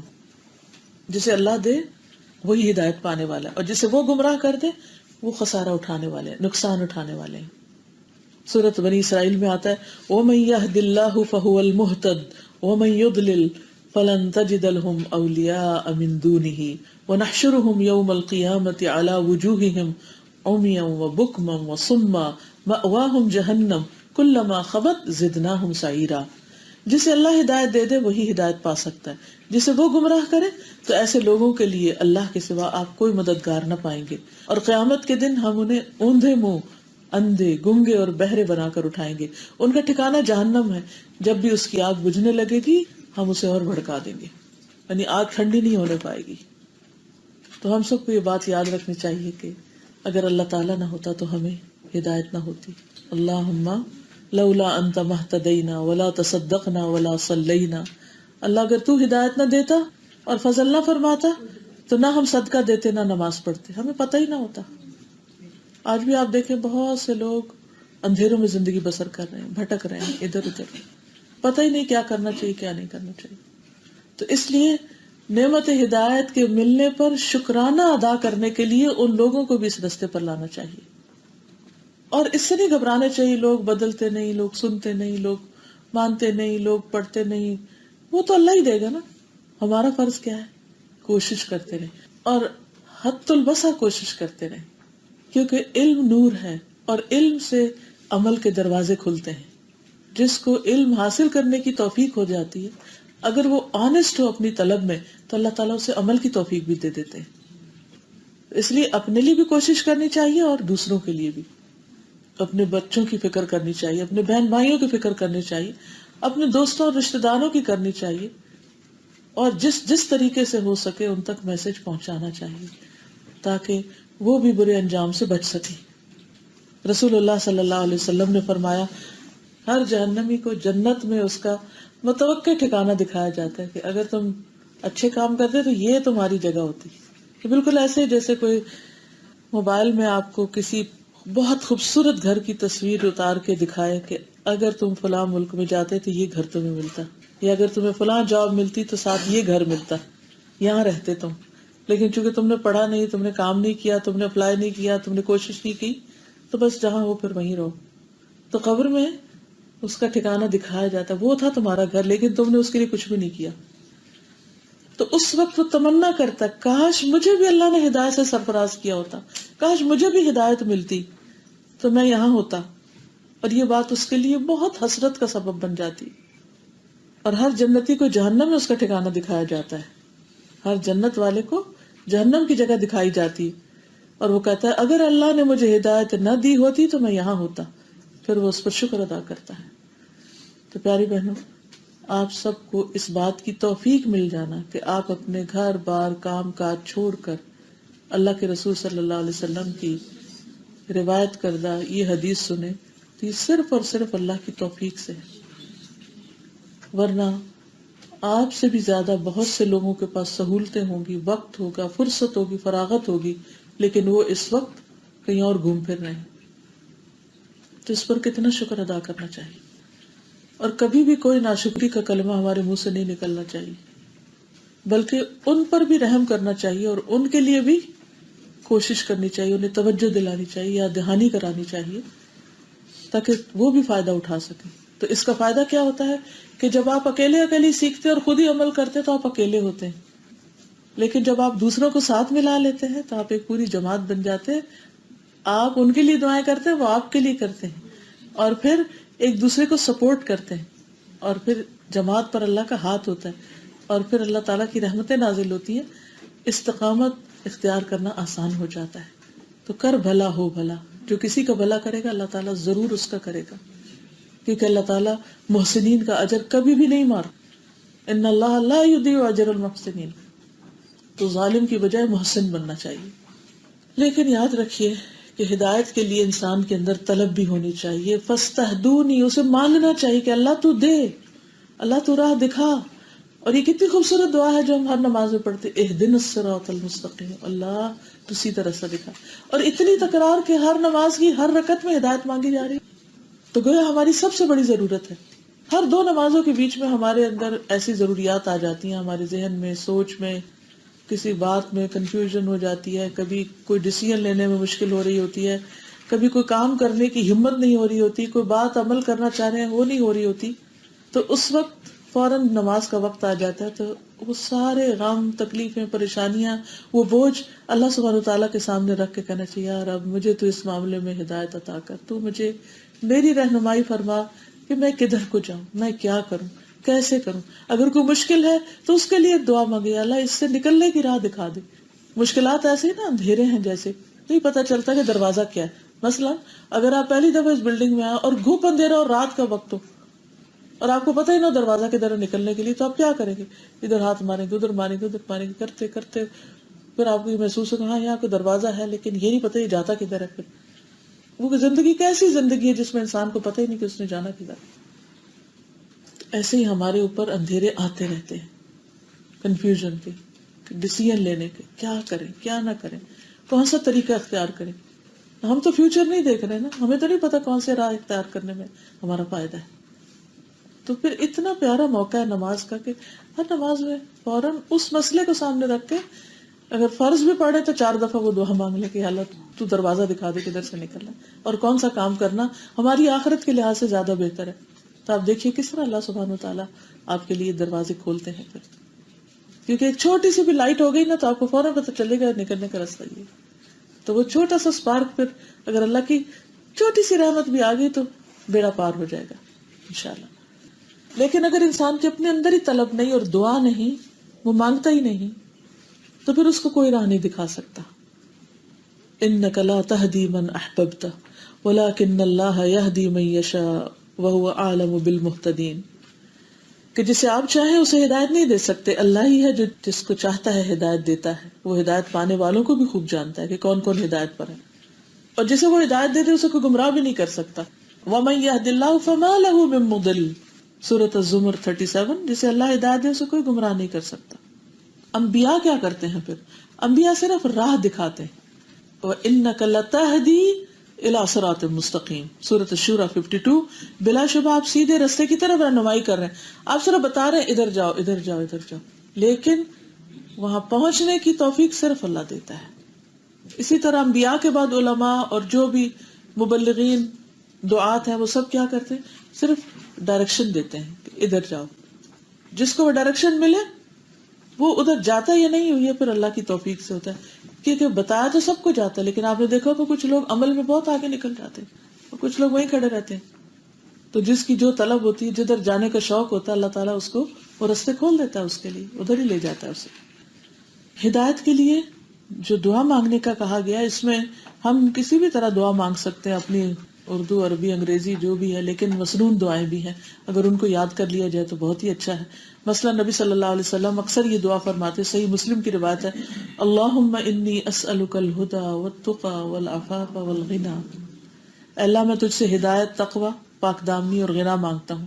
اسی طرح نبی صلی اللہ علیہ وسلم رات کو جب اپنی نماز شروع فرماتے تو یہ دعا پڑھتے، اللہم رب جبریل و میکائیل و اسرافیل فاطر السماوات والارض عالم الغیب والشہادہ انت تحکم بین عبادک فیما کانوا فیہ یختلفون اہدنی لما اختلف فیہ من الحق باذنک انک تہدی من تشاء الی صراط مستقیم. بہت ہی خوبصورت دعا صحیح مسلم ہی کی ہے کہ اے اللہ جبرائیل اور میکائیل اور اسرافیل کے رب. پکارنے کے مختلف انداز ہیں نا، اور یہ اس بات کا اظہار بھی ہے کہ وہ رب نہیں ہے، وہ کچھ نہیں دے سکتے کر سکتے، اصل کرنے والا اللہ ہی ہے. آسمانوں اور زمین کے پیدا کرنے والے، ظاہر اور باطن کے جاننے والے، تو ہی اپنے بندوں کے درمیان فیصلہ کرے گا جس میں وہ اختلاف کر رہے ہیں. ہدایت کی وہاں بھی ضرورت ہوتی ہے نا، صحیح چیز کی، صحیح ڈائریکشن لینے کی، جہاں لوگوں میں اختلاف بہت ہو. جیسے بعض اوقات فقہی اختلافات ہوتے ہیں، بعض اوقات گروہی، لسانی، کئی طرح کے اختلافات ہوتے ہیں. انسان کو سمجھ نہیں آتی کہ وہ کرے کیا، کدھر جائے. اور عموماً شیطان ایسے معاملوں میں کنفیوز کر کے انسان کو دین سے ہی دور کر دیتا ہے، حق سے ہی ہٹا دیتا ہے بعض اوقات. تو ایسی صورت میں بھی انسان کو اللہ سے دعا مانگنی چاہیے کہ اللہ تعالیٰ مجھے خیر کی راہ دکھا اور حق پر مجھے جما دے. اب آپ دیکھیے یہ دعا کون مانگ رہا ہے؟ رسول اللہ صلی اللہ علیہ وسلم کہ حق کی جن باتوں میں اختلاف ہو گیا ہے تو مجھے ان میں سیدھے رستے پر رکھ. کتنی پیاری دعا ہے. اچھا، ایک وقت ہوتا ہے جو انسان کو علم نہیں ہوتا، پھر ایک وقت آتا ہے اللہ تعالیٰ روشنی دکھاتا ہے آپ کو، قرآن کی سمجھ آنے لگتی، حدیث کی سمجھ آنے لگتی، پھر اس میں لوگ اختلاف شروع کر دیتے، نہیں اس کا یہ مطلب نہیں، یہ مطلب، یہ کام ایسا نہیں ایسے کرو. اچھا، تو بہت سے لوگ اس طرح کی باتیں سن کے کیا کرتے ہیں، وہ کہتے ہیں جب میں یہ نہیں پڑھ رہا تھا تو زیادہ اچھا تھا، یہ جھگڑے تو نہیں سنتا تھا، واپس چلو. وہ اچھے بھلے دین میں آ کے واپس چلے جاتے. کئی لوگ اس طرح بھٹکتے ہیں. کئی لوگ باہر تو نہیں جاتے لیکن اندر رہ کے بھی ایک عجب پریشانی اور بے چینی کا شکار رہتے ہیں. تو وہ کون دور کر سکتا ہے؟ کوئی نہیں سوائے اللہ کے. تو ایسے معاملات میں کیا کرنا چاہیے کہ جب کوئی مذہبی اختلاف کرے، فقہی اختلاف کرے، مسلکی اختلاف کرے، کچھ کرے، کیا کہے؟ اللہ سے مانگے، یا اللہ مجھے تو تجھے راضی کرنا ہے، اور مجھے وہ راستہ چاہیے جو سب سے زیادہ تجھے پسند ہے. مجھے نہ اپنے نفس کا کوئی لذت چاہیے یا اپنے کسی خاص گروہ کی کوئی رعایت چاہیے، مجھے وہ چاہیے جو تجھے پسند ہے. اللہم وفقنا لما تحب وترضى. اور حق سامنے آ جائے تو قبول کرنے میں کوئی رکاوٹ نہ رہے، نہ اندر کی نہ باہر کی. کیونکہ بعض اوقات حق سمجھ آ رہا ہوتا ہے کہ یہی حق ہے، یہی سچ ہے، کیونکہ اللہ تعالیٰ نے فرمایا یا رسول اللہ صلی اللہ علیہ وسلم نے فرمایا، لیکن ہم کیوں نہیں آگے بڑھ کے اس کو لیتے؟ نہیں، وہ ہمارے امام نے نہیں فرمایا، یا فلاں نے نہیں کہا، اس کی اجازت نہیں، اس کی رخصت نہیں، نہ اس کے رہے نہ اس کے رہے، کچھ بھی نہ کیا. کیونکہ یہ بہت سے اختلافات اور بحثوں کا مقصد اصل میں کیا ہوتا ہے کہ لوگوں کو صرف اپنا بنا لیا جائے، کہ جو مجھے پسند ہے سب کو اس کا قائل کر لیا جائے. تو ہماری پسند کیا ہونی چاہیے؟ جو اللہ سبحانہ وتعالیٰ نے فرمایا، جو رسول اللہ صلی اللہ علیہ وسلم فرمایا. یہ تھوڑی دیکھنا میرا استاد کیا کہتا ہے، میری جماعت کیا کہتی ہے، میرا گروہ کیا کہتا ہے. کیا کوئی استاد، کوئی جماعت، کوئی گروہ، کوئی لیڈر، کوئی امام بچائے گا قیامت کے دن؟ نہیں. تو حق کو تلاش کرنے کے لیے ہم میں سے ہر ایک کی سنسیئر، سنجیدہ اور سچی آنےسٹ ڈیزائر اور دعا اور طلب یہ ہونی چاہیے کہ اللہ تعالیٰ آپ میرے لیے چوز کر دیں کہ اس میں سے آپ کو کیا پسند ہے. مجھے سمجھ نہیں آ رہی، جو آپ کو پسند ہے بس مجھے وہ کرنا ہے. مجھے یہ نہیں دیکھنا کس کو کیا پسند ہے، مجھے یہ دیکھنا آپ کو کیا پسند ہے. بس میرا ہاتھ پکڑ کے آپ اس طرف لے جائیں. جب انسان اپنی طلب میں آنےسٹ ہوگا تو بلیو می اللہ تعالیٰ ضرور راہ دکھا دے گا. لیکن اگر اندر میں کوئی خرابی ہوتی ہے نا، کہ جب آپ کے اندر کسی ایک طرف آپ جھک رہے ہوتے ہیں یا دوسری طرف جھک رہے ہوتے ہیں، تو پھر اللہ تعالیٰ چھوڑ دیتا ہے کہ چلو بھٹکتے رہو. پھر اینڈ آف دا ڈے ہم نے کس کے سامنے جا کے کھڑے ہونا ہے؟ کس نے ہمارے اعمال دیکھنے، کس نے حساب لینا ہے؟ اللہ سبحانہ و تعالیٰ نے. اس لیے اس کو راضی کرنا ہی ہمارا منتہا نظر ہونا چاہیے. بس یہ ہمارا گول کہ اس کو راضی کرنا ہے، بندوں کو نہیں. کیونکہ اگر آپ بندوں کی مرضی کی 100 باتیں کریں گے نا اور ایک صرف آپ نے ان کے خلاف کر دی نا، تو کیا ہوگا؟ وہ 100 بھول جائیں گے اور ایک پہ پکڑ لیں گے آپ. کبھی بندے بھی راضی ہوئے؟ اگر بندوں کو راضی بھی کرنا ہے تو بس اللہ کو راضی کرنے کے لیے بس. اور پھر اس کے بعد انسان کو اتنا اطمینان ہوتا ہے کہ ساری دنیا بھی ناراض ہو جائے تو انسان کہتا ہے یار تیری خاطر بس، اگر تو راضی ہے تو مجھے کسی کی بھی پرواہ نہیں، اور اگر تو ناراض ہے اور ساری دنیا مجھ سے راضی ہے، سب مجھ سے خوش ہیں، تو مجھے کوئی فائدہ نہیں. تو نبی صلی اللہ علیہ وسلم یہ دعا مانگتے تھے کہ اختلاف کے معاملے میں مجھے تو سیدھے رستے پر رکھ، بے شک تو ہی جسے چاہتا ہے سیدھے رستے کی ہدایت فرماتا ہے. پھر دوسروں کو بھی اللہ سے ہدایت مانگنا سکھانا چاہیے. یہ نہیں کہنا چاہیے کہ میں ہدایت دیتی ہوں کسی کو یہ دیتا ہوں، نہیں، اللہ تعالیٰ ہی کی طرف راغب کرنا چاہیے. حضرت علی رضی اللہ تعالیٰ عنہ سے روایت ہے کہ رسول اللہ صلی اللہ علیہ وسلم نے مجھ سے فرمایا، اے علی یہ دعا مانگا کرو، اللہم اہدنی وسددنی، اے اللہ مجھے ہدایت عطا فرما اور سیدھا رکھ. اور ہدایت کے وقت اپنے راستے کی ہدایت اور سیدھا کرنے کی دعا کے وقت تیر کے سیدھا ہونے کو پیش نظر رکھو. جیسے تیر سیدھا ہوتا ہے نا، تو یا اللہ مجھے اتنا سیدھا کر دے، کوئی ٹیڑھ نہ رہے مجھ میں، نہ میری تھنکنگ میں کوئی ٹیڑھ رہے اور نہ میرے عمل میں، اسٹریٹ. سددنی، تسدید کہتے ہیں تیر کو سیدھا کرنے کو.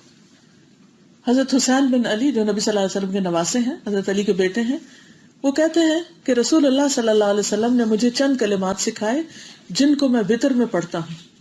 ابو داؤد کی روایت ہے، اور وہ کلمات ہیں، اللہم اہدنی فی من ہدیت وعافنی فی من عافیت وتولنی فی من تولیت وبارک لی فیما اعطیت وقنی شر ما قضیت فانک تقضی ولا یقضی علیک انہ لا یذل من والیت ولا یعز من عادیت تبارکت ربنا وتعالیت نستغفرک ونتوب الیک. تو یہ حضرت حسین رضی اللہ تعالیٰ عنہ کو نبی صلی اللہ علیہ وسلم نے دعا سکھائی تھی جو وتر میں پڑھتے تھے. پھر اسی طرح جب کوئی نیا مسلمان ہوتا ہے اس کو بھی دعا سکھانی چاہیے ہدایت کی. یعنی کوئی نیو مسلم ہوتا ہے کہ وہ اس کے لیے بڑا نازک مرحلہ ہوتا ہے کہ وہ ادھر آئے یا واپس پلٹ جائے، اور کئی کیسز میں ہوتا بھی ہے کہ لوگ آتے ہیں اور پھر پیچھے چلے جاتے ہیں. تو حدیث میں آتا ہے، صحیح مسلم کی حدیث ہے کہ رسول اللہ صلی اللہ علیہ وسلم ہر مسلمان ہونے والے آدمی کو یہ دعا سکھاتے تھے.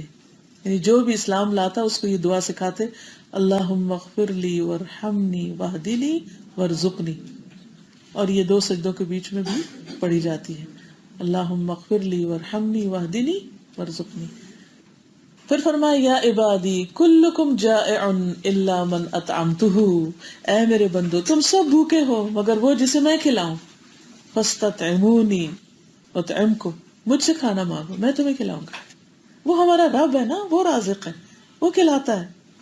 تو جب بھی کوئی ضرورت ہو تو اس سے مانگی جائے، اس سے قریب ہو. اب دیکھیے کہ یہ حدیث اس لحاظ سے اتنی خوبصورت ہے کہ چھوٹی چھوٹی چیزوں میں، چھوٹی چھوٹی باتوں میں ہم اللہ سبحانہ وتعالیٰ کے ساتھ اپنی حاجتیں، اپنی ضرورتیں، اپنے دل کے حال شیئر کر رہے ہیں. یا اللہ مجھے بھوک لگی، آپ کھانا کھلائیں. یا اللہ مجھے کپڑا پہنائیں. یا اللہ میری فلاں ضرورت پوری کر دیں. اور آپ یقین کریں کہ کبھی پورا توکل کر کے آپ کریں تو صحیح. کئی دفعہ ایسا ہوتا ہے نا کہ آپ کہتے ہیں اچھا انگور کھانے کا دل چاہ رہا ہے، ہوتا ہے نا، اللہ بس اللہ ہی کرتے ہیں آپ. اور یقین کریں آپ سب کے ساتھ یہ میریکل ہوئے ہوں گے کہ آپ نے سوچا ہی صرف کہ یا اللہ یہ چاہیے، اور وہ اتنا زیادہ آپ کے سامنے آ گیا، ایون بغیر آپ کی کسی کوشش کے. لیکن ہم مانگتے نہیں ہیں نا، ہم کہتے ہیں بس ٹھیک ہے ہم کام کرتے ہیں نا، پیسے ہیں ہم خود ہی خرید لیں گے، کھا لیں گے، اور پھر غلط چیزیں کھاتے ہیں، بیمار ہوتے ہیں. تو ہمیں تو یہ بھی نہیں پتا تھا ہمارے لیے کیا ٹھیک ہے اور کیا نہیں، کیا کھانا چاہیے اور کیا نہیں کھانا چاہیے. تو یہ بھی مانگا کریں، یا اللہ جو میری باڈی کے لیے زیادہ سوٹیبل ہے، میرے لیے نفع مند ہے، تو مجھے وہ کھلا. بس مجھے اس کی طلب رہے، جو نقصان دہ چیزیں وہ میرا شوق ہی نہ رہے کھانے کا. میں کھلاتا ہوں، مجھ سے مانگو میں کھلاؤں گا. لیکن ہم بندوں کی طرف دیکھتے رہتے ہیں کہ کون میرے لیے کیا کرے گا. اور پھر جب بندے بےچارے خود محتاج کر نہیں پاتے، پھر ہم ان سے گلے شکوے کرتے رہتے ہیں، ان سے ناراض رہتے ہیں، تعلقات خراب کر لیتے، پھر اس کا الٹا وبال دل پہ پڑتا ہے، اپنے دل بوجھل ہوتا ہے، وہ کڑتے جلتے رہتے. کیا زندگی کن بیکار چیزوں میں ہم گزارتے ہیں. تو اللہ سبحانہ وتعالیٰ ہمارے نفع کے لیے ہمیں بندوں سے اوپر اٹھا دیتا ہے کہ سب کچھ مجھ سے جوڑو، مجھ سے وابستہ کرو.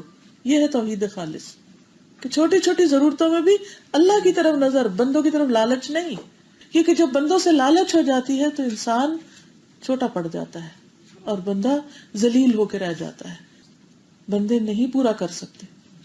تو کھانے میں کھانا بھی آتا ہے، پینا بھی آتا ہے، اور اگر دیکھا جائے تو سورۃ الواقعہ میں اللہ سبحانہ وتعالیٰ جتنی بھی کھانے کی چیزیں ہیں ان کا جو سورس ہے، یعنی جیسے اگانے والی وہ اگتی ہیں، جو آسمان سے کچھ پانی اترتا ہے، اور اسی طرح باقی بھی تمام چیزیں اللہ سبحانہ وتعالیٰ کی طرف سے ہی آتی ہیں. پھر کیا تم نے دیکھا جو کچھ تم اگاتے ہو، کیا تم اسے اگاتے ہو یا ہم ہی اگانے والے ہیں؟ اگر ہم چاہیں تو ضرور اسے ریزہ ریزہ کر دیں. پھر تم تعجب سے باتیں بناتے رہ جاؤ کہ بے شک ہم تو تاوان ڈال دیے گئے، بلکہ ہم بے نصیب ہیں. پھر کیا تم نے دیکھا کہ وہ پانی جو تم پیتے ہو، کیا تم نے اسے بادل سے اتارا ہے یا ہم ہی اتارنے والے ہیں؟ اگر ہم چاہیں تو اسے سخت نمکین بنا دیں. پھر تم شکر ادا کیوں نہیں کرتے؟ کیا تم نے اس درخت کو پیدا کیا یا ہم ہی پیدا کرنے والے؟ یہ آگ جو تم جلاتے ہو، کیا اس کے درخت کو ہم نے پیدا کیا یا تم پیدا کرنے والے؟ ہم نے اسے مسافروں کے لیے ایک نصیحت اور فائدے کی چیز بنایا، سو آپ اپنے بہت عظمت والے رب کے نام کی تسبیح کریں. تو اس میں آپ دیکھیے کہ کس طرح اللہ سبحانہ وتعالیٰ چیلنج کر رہے ہیں مخلوق کو کہ یہ کھانا جو تم کھا رہے ہو یہ تم اگاتے ہو، وہ جو بیج تم ڈالتے ہو زمین میں اسے درخت تم اگاتے ہو، اور اس پہ پھل پھول تم لگاتے ہو، تمہاری غذا تم خود بناتے ہو، کوئی بھی تو نہیں، سب کچھ وہیں سے آتا ہے. اور پھر پانی کا بھی ذکر کیا، اور پھر آگ کا، کیونکہ آگ پکانے کا کام دیتی ہے. یعنی ایک تو ہے فوڈ اٹ سیلف، اور دوسرا پھر یہ کہ اس کو کوک کرنا اور فوڈ سے متعلق اور چیزیں، یہ سب کچھ اللہ سبحانہ وتعالیٰ نے انتظامات کیے. اس لیے جب کسی چیز کی کمی ہو تو اللہ تعالیٰ سے ہی مانگنا چاہیے، اور اللہ تعالیٰ کا وعدہ ہے کہ وہ تمہیں ضرور عطا کرے گا. حضرت ابراہیم علیہ السلام نے کیا کہا تھا کہ میرا رب کون ہے؟ الذی خلقنی فہو یہدینی والذی هو یطعمنی ویسقینی. میرا رب وہ ہے جس نے مجھے پیدا کیا اور وہ مجھے راہ دکھاتا ہے، ہدایت دیتا ہے، اور وہی ہے جو مجھے کھلاتا ہے اور مجھے پلاتا ہے. تو ہدایت اور کھانا پینا ایک روحانی ضرورت اور ایک جسمانی ضرورت، یہ ساری رب العالمین ہی پوری کرتا ہے. جب کھانا نبی صلی اللہ علیہ وسلم کے قریب کیا جاتا تو آپ بسم اللہ کہتے. جب کھانے سے فارغ ہوتے تو کہتے اے اللہ تو نے ہی کھلایا، تو نے ہی پلایا، تو ہی غنی کرتا ہے، تو ہی فقیر کرتا ہے، تو نے ہدایت دی، تو نے زندگی عطا فرمائی، جو تو نے عطا کیا اس پر تیری تعریف ہی تعریف ہے. یہ دعا پڑھتے تھے آپ، اللہم اطعمت و اسقیت و اغنیت و اقنیت و ہدیت و احییت فلک الحمد علی ما اعطیت. یہ تو پیارے پیارے الفاظ میں نبی صلی اللہ علیہ وسلم اللہ تعالیٰ کی حمد و ثنا کرتے. اور آپ دیکھیے کہ جب کھانا آپ کے سامنے رکھا ہو اور آپ اسے کھائیں، اور جب آپ کے اندر ایک خوشی کی کیفیت آئے، بھوک ختم ہو جائے، اور پھر آپ دینے والے کی تعریف کریں، تو یہ شکر اس سے بہتر ہے جو آپ کو ملا، جو آپ دے رہے ہیں اللہ سبحانہ تعالیٰ کے لیے. ایک اور دعا بھی ملتی ہے، الحمدللہ الذی اطعم وسقا وصوغہ وجعل له مخرجا. اللہ سبحانہ تعالیٰ ہی کی تعریف ہے جس نے کھلایا پلایا اور اس کو آسانی سے جسم میں نگلا دیا، یعنی صوغہ ہو یعنی جسم میں پیوست کر دیا، ہمارے لیے انرجی بنا دیا اور اس کے نکلنے کی راہ بنائی. پھر بیمار کو بھی اللہ تعالیٰ کھلاتا پلاتا ہے. حدیث میں آتا ہے رسول اللہ صلی اللہ علیہ وسلم نے فرمایا اپنے بیماروں کو کھانے پینے میں مجبور نہ کیا کرو، کیونکہ اللہ تعالیٰ ان کو کھلاتا اور پلاتا ہے، یعنی ان کی ضروریات پوری کرتا ہے، اس نے انتظام کیا ہوا ہے. ایک اور دعا بھی ہے، الحمدللہ الذی اطعمنی ھذا ورزقنیہ من غیر حول منی ولا قوۃ. اس اللہ کا شکر جس نے مجھے یہ کھلایا اور پلایا اور مجھے رزق عطا کیا جس میں میری کوئی قوت اور طاقت شامل نہیں. تو جو شخص کھانا کھا کے یہ دعا پڑھے اس کے پچھلے گناہ معاف کر دیے جاتے ہیں. یعنی اللہ تعالیٰ اس سے اتنا خوش ہوتا ہے کہ میرا بندہ اتنا شکر گزار، حالانکہ فائدہ بندہ ہی اٹھا رہا ہے، کھا بھی رہا ہے، اور پھر صرف ایٹیٹیوڈ، رویہ، طریقہ، معاملہ. تو شکر گزاری اللہ تعالیٰ کو اس قدر پسند ہے، لیکن اپنی لا علمی کی وجہ سے اور غفلت کی وجہ سے ان مواقع سے بھی فائدہ نہیں اٹھاتے. ہم سمجھتے صرف نماز پڑھنے سے گناہ معاف ہوتے ہیں، حالانکہ کھانا کھا کر دعا کرنے سے بھی گناہ معاف ہوتے ہیں. تو ہر موقع سے فائدہ اٹھانا چاہیے. پھر یا عبادی کلکم عار، اے میرے بندو تم سب برہنہ و ننگے ہو، الا من کسوتہ، مگر جس کو میں ڈانپوں، فاستکسونی اکسکم، تو مجھ سے لباس مانگو میں تمہیں لباس پہناؤں گا. انسان جب ماں کے پیٹ سے آتا ہے باہر تو کون سے کپڑوں میں ہوتا ہے؟ ننگا ہوتا ہے نا. تو سب انسان ننگے پیدا ہوتے ہیں. کلکم عار، مگر جس کو میں پہناؤں تو مجھ سے مانگو. پھر یہ کہ لباس دو طرح کے ہیں، قرآن مجید میں دو طرح کے لباسوں کا ذکر ہے. ایک ہے ظاہری لباس اور ایک ہے روح کا مانوی لباس، یعنی جسم کا لباس بھی اور روح کا لباس بھی. روح کا لباس تقویٰ ہے نا. رسول اللہ صلی اللہ علیہ وسلم نے فرمایا جو شخص لباس پہن کر یہ دعا پڑھے الحمدللہ الذی کسانی ھذا الثوب ورزقنیہ من غیر حول منی ولا قوۃ، اس کے پچھلے گناہ معاف کر دیے جائیں گے. یعنی لباس پہن کر بھی اللہ کا شکر ادا کرے تو اس پر بھی معافی گناہوں. اور پھر آپ دیکھیے کہ انسان کو ہمیشہ یہ سوچنا چاہیے کہ لباس مجھے اللہ نے دیا ہے، اس کی عنایت ہوئی مجھ پر. لیکن ہم عام طور پر کیا سوچتے ہیں کہ فلاں نے گفٹ کیا، فلاں نے دیا، وہ فلاں خرید کے لایا، یہ شادی کا ہے، یہ فلاں موقع کا ہے. اس میں اللہ کی یاد کم ہوتی ہے. تو ہم نے دنیا میں رہنا، ساری ضروریات پوری کرنی ہے. مومن اور غیر مومن میں فرق کیا ہے؟ غیر مومن ہر چیز کو اپنی قوت سمجھتا ہے کہ میری قوت سے ہی سب کچھ آیا، اور مومن یہ کہتا ہے کہ یہ میرے رب نے سب کچھ دیا، کیونکہ اس کا سورس تو رب ہی ہے نا. چاہے وقتی طور پر آپ اسباب اختیار کرتے ہیں کہ آپ خرید کے لاتے ہیں، ٹیلر کو دیتے ہیں، بنے بنائے لاتے ہیں اور پہنتے ہیں، لیکن اوریجن کہاں سے؟ دھاگے کی یا جو بھی مٹیریل کپڑے میں استعمال ہوتا ہے وہ کہاں سے بنتا ہے؟ انسان تو نہیں بناتا، اللہ سبحانہ وتعالیٰ نے اس کا سورس پیدا کیا ہے. کپڑے نہ ہو، ضرورت کے نہ ہو تو بھی اللہ سے مانگے، اللہ آپ پہنائیں. پھر فرمایا انکم تخطئون باللیل والنہار، بندو تم دن رات گناہ کرتے، ہر وقت گناہ ہوتے ہیں. وانا اغفر الذنوب جميعا، اور میں سارے گناہ معاف کر دوں گا. فاستغفرونی اغفر لکم، مجھ سے بخشش مانگو میں معاف کر دوں گا. مایوس نہ ہو، سارے گناہ معاف ہوں گے، لیکن شرط کیا ہے؟ استغفار. کچھ گناہ ایسے ہیں جو اللہ تعالیٰ ویسے ہی معاف کر دیتے ہیں، جیسے کھانا کھا کے دعا پڑھی، نماز کے بعد دعائیں کی، سوتے وقت اٹھ کے مختلف کام کرتے ہوئے تو کپڑے پہن کے، اس سے کچھ گناہ جھڑتے جاتے ساتھ ساتھ چڑھتے ساتھ ساتھ جھڑتے، صفائی ہوتی رہتی ہے. جیسے ہر روز ہمارے سیلز نئے بنتے ہیں اور کچھ مر جاتے ہیں، ایسا ہوتا ہے نا، پتہ نا آپ، ہر روز ہمارے جسم میں کچھ سیل ڈیڈ ہو جاتے ہیں اور کچھ نئے بن جاتے ہیں. تو ایسے ہی ہر روز ہم کچھ کانٹے اگا لیتے ہیں گناہوں کے اور کچھ ساتھ ساتھ اچھے کاموں سے جڑتے جاتے ہیں. لیکن کچھ گناہ ایسے ہوتے ہیں کہ جن پر باقاعدہ استغفار کی ضرورت ہوتی ہے اور اس پر بخشش مانگنی چاہیے. اب اس کے لیے کیا ہے؟ جیسے 100 دفعہ جو کہے سبحان اللہ و بحمدہ، اس کے گناہ معاف کر دیے جاتے ہیں، چاہے سمندر کی جھاگ برابر ہو. فرمایا ہر انسان خطا کار ہے اور بہترین خطا کار وہ جو توبہ کرتے ہیں. یاد رکھیے نیک سے نیک انسان سے بھی گناہ ہوتا ہے، کوئی معصوم نہیں ہے. پیغمبر بس معصوم ہوتے ہیں، عام بندے کوئی اسکالر ہو، کوئی عابد ہو، کوئی زاہد ہو، کوئی عالم ہو، کچھ بھی ہو، سب گناہ گار ہیں. سب سے غلطیاں ہوتی ہیں، سب سے خطائیں ہوتی ہیں، سب سے قصور ہوتے ہیں. فلا تزکوا انفسکم، اپنے آپ کو کوئی پاک نہ کہے کہ مجھ سے تو کبھی غلطی نہیں ہوئی. یہ کسی انسان کے بارے میں یہ نہ سوچیں کہ اس نے کبھی کوئی غلطی نہیں کی یا کی ہوگی، نہیں. کیونکہ جب ہم یہ عقیدہ رکھ لیتے ہیں نا یہ تو اور غلطی سے پاک ہے، پھر اس میں کوئی غلطی دیکھتے ہیں تو ایک دم ہمارا محل گر جاتا ہے، اچھا اس نے بھی غلطی کی. تو ہر انسان انسان ہے، لیکن یہ نہیں کہ اگر کسی نے ایک غلطی کی تو اس کی 100 نیکیوں کو آپ ختم کر دیں یا اس کو کہیں کہ یہ تو ہے ہی گناہ گار. تو اس میں ہونا کیا چاہیے کہ انسان جب گناہ کرے تو معافی مانگ لے. سلسلہ صحیحہ کی حدیث ہے، نبی صلی اللہ علیہ وسلم نے فرمایا ہر مومن آدمی سے کوئی نہ کوئی ایسا گناہ سرزد ہو جاتا ہے جس کو وہ وقتاً فوقتاً کرتا رہتا ہے. سب سے ہوتے ہیں گناہ. یا کوئی ایسا گناہ ہوتا ہے جس پر وہ قائم رہتا ہے اور اس کو چھوڑتا ہی نہیں حتیٰ کہ وہ دنیا چھوڑ جاتا ہے. یعنی کچھ گناہ مرتے دم تک ساتھ چلتے ہیں. مومن کو اس حال میں پیدا کیا گیا کہ وہ فتنوں میں گرنے والا، توبہ کرنے اور بھولنے والا ہوتا ہے، لیکن جب اسے نصیحت کی جاتی ہے تو وہ نصیحت قبول کرنے والا ہوتا ہے. وہ مان جاتا ہے، ہاں ٹھیک ہے. وہ ضدی نہیں ہوتا، ہٹ درم نہیں ہوتا، اپنے گناہوں پر اصرار نہیں کرتا. تو یہ مومن کی صفت ہے. تو ہم اپنے آپ کو دیکھیں، اپنے ایمان کو دیکھیں کہ کتنا ہے کہ اگر ہمیں کوئی ہماری غلطی بتایا تو ہم کیا کہتے ہیں؟ اچھا چپ رہو، تم مجھے مت کچھ کہو. یا کہتے ہیں کہ ہاں واقعی مجھ سے غلطی ہو گئی، اللہ مجھے معاف کر دے، آپ بھی دعا کریں کہ میری معافی ہو جائے.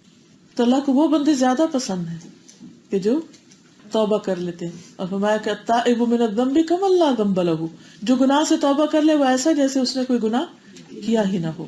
اور ویسے بھی ہمارا رب غفور الرحیم ہے. قل یا عبادی الذین اسرفوا علی انفسهم لا تقنطوا من رحمت اللہ ان اللہ یغفر الذنوب جميعا انہ هو الغفور الرحیم. آپ لوگوں سے کہہ دیجیے اے میرے بندو جنہوں نے اپنے ساتھ زیادتی کی ہے، اللہ کی رحمت سے مایوس نہ ہو، اللہ تعالیٰ یقیناً سارے گناہ معاف کر دے گا. کیونکہ وہ غفور الرحیم ہے.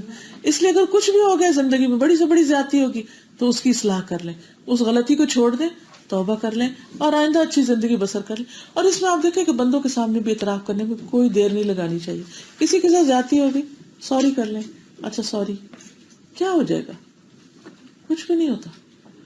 بچوں کے ساتھ، بڑوں کے ساتھ، میاں کے ساتھ، بہن بھائیوں کے ساتھ، کسی کے ساتھ، کسی کلیگ کے ساتھ سوری کر لیا بس، تو اس سے کیا ہوتا ہے؟ اپنا دل آزاد ہو جاتا ہے، وہ گرہ کھل جاتی، اللہ کی رحمت آتی. دوسرا معاف کرے یا نہ کرے پھر یہ اس پر ہے، لیکن اللہ تعالیٰ پھر ایسے بندے کو معاف کر دیتا ہے.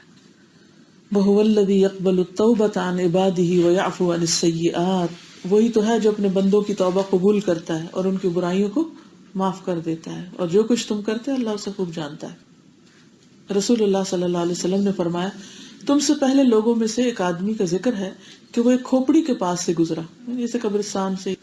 اس نے اس کی طرف دیکھا اور اپنے آپ سے باتیں کرنے لگا. یعنی ہوتا نا جب آپ کو مردہ دیکھیں یا کوئی کھوپڑی یا کوئی ہڈیاں یا کوئی ایسی چیز تو دل کی حالت بدل جاتی ہے، ایک عجیب دل نرم سا بھی ہو جاتا ہے. وہ کھوپڑی دیکھ کے کہنے لگا، اے میرے رب تو بڑا ہی عظیم ہے اور میں بڑا کمزور ہوں. کیونکہ انسان کو اپنا آپ بھی تو نظر آتا ہے نا کہ کل میرے ساتھ کیا ہونے والا ہے.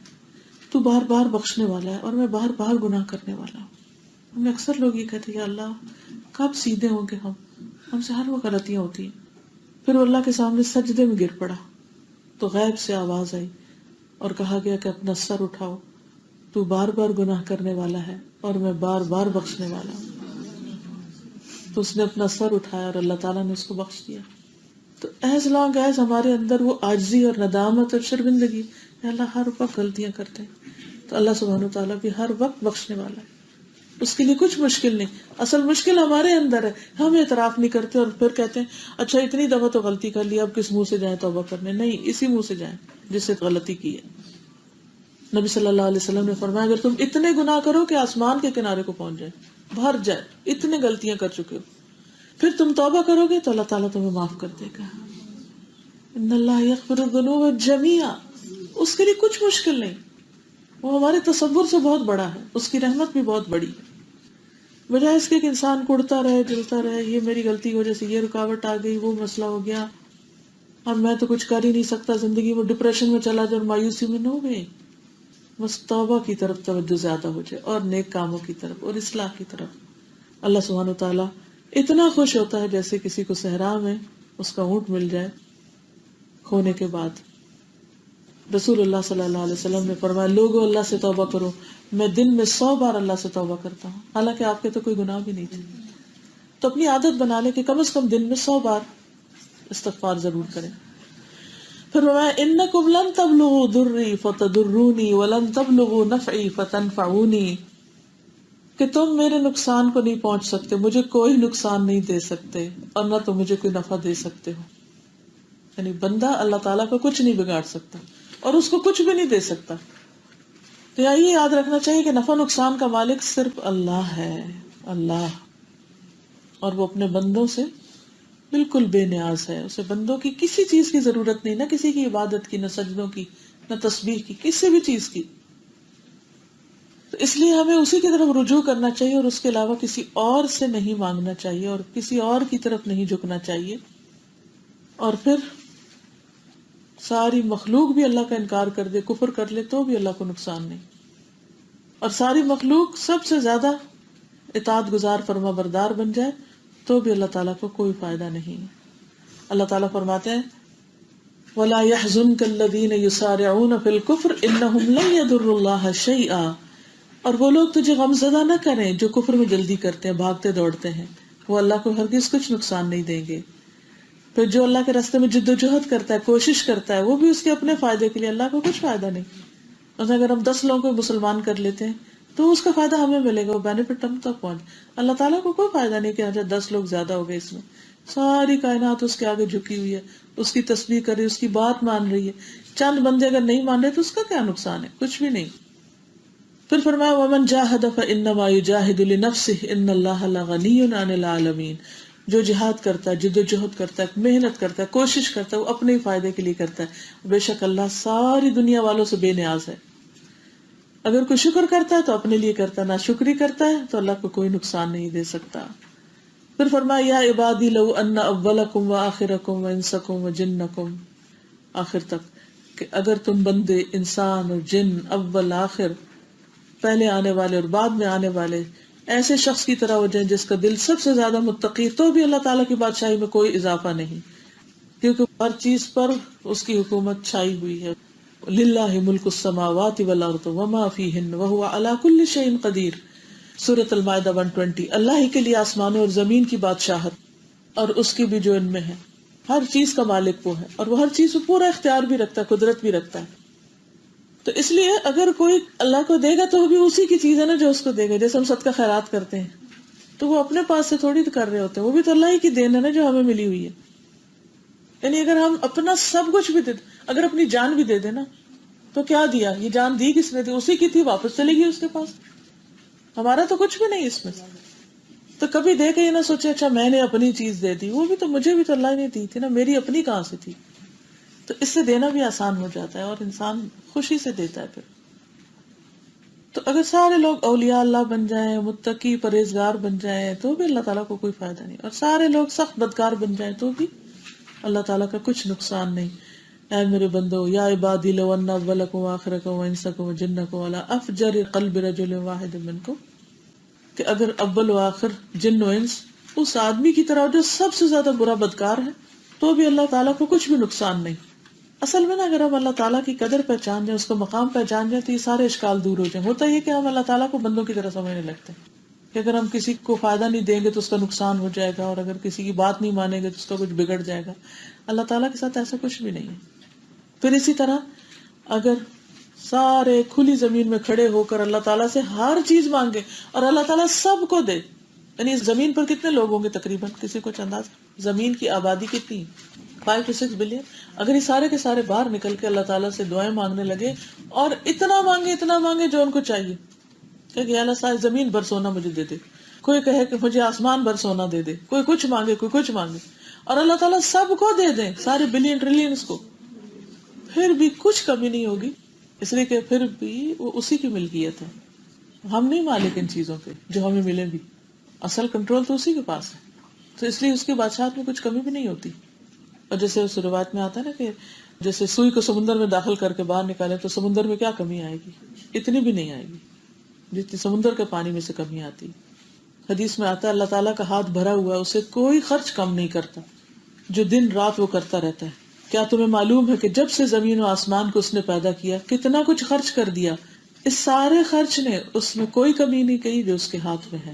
اس کا عرش پانی پر تھا اور اس کے دوسرے ہاتھ میں ترازو ہے جسے وہ اٹھاتا اور جھکاتا رہتا ہے. یعنی ایک ہاتھ میں اس کے سارے خزانے ہیں جن میں سے وہ جو بھی خرچ کرتا کمی نہیں آتی، دوسرے ہاتھ میں ترازو. انما ہی اعمالکم احصیھا لکم ثم اوفیکم ایھا، یہ تمہارے اعمال ہیں کہ جن کو میں مکمل طریقے سے گن کر محفوظ کر رہا ہوں، نہ اس میں کوئی اضافہ ہوگا نہ کمی. یا رب جو بھی ہم کرتے ہیں گن گن کے رکھا جا رہا ہے. اللہ اکبر، گن گن کے. ہمیں نہیں پتا آج تک ہم نے کتنے پیسے اللہ کے راستے میں دی. کچھ پتا کسی کو؟ آپ اپنے بینک کا بیلنس چیک کر سکتے ہیں، اس کی اسٹیٹمنٹ دیکھ سکتے ہیں، آن لائن دیکھ سکتے ہیں، مختلف ایپس کے ذریعے آپ اپنا ریکارڈ مینٹین کر سکتے ہیں.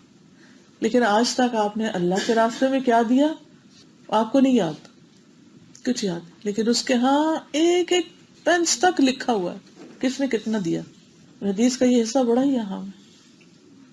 اے میرے بندو، انما کا لفظ یاد رکھے، پچھلی دفعہ میں نے آپ کو حسر کا بتایا تھا کہ یہ تمہارے اعمال کے سوا کچھ بھی نہیں، ان کو مکمل طریقے سے گن کر حفاظت کے ساتھ رکھ رہا ہوں، گن گن کے. نہ اس میں اضافہ ہوگا نہ کمی، کوئی اور اس میں کچھ بھی نہیں کر سکتا، کوئی لوٹ مار نہیں کر سکتا. احصیھا لکم، پورے اسٹیٹسٹکس جمع، ان کی کوانٹٹی، ان کی کوالٹی، ان کے ہر چیز سب کچھ لکھا ہوا ہے.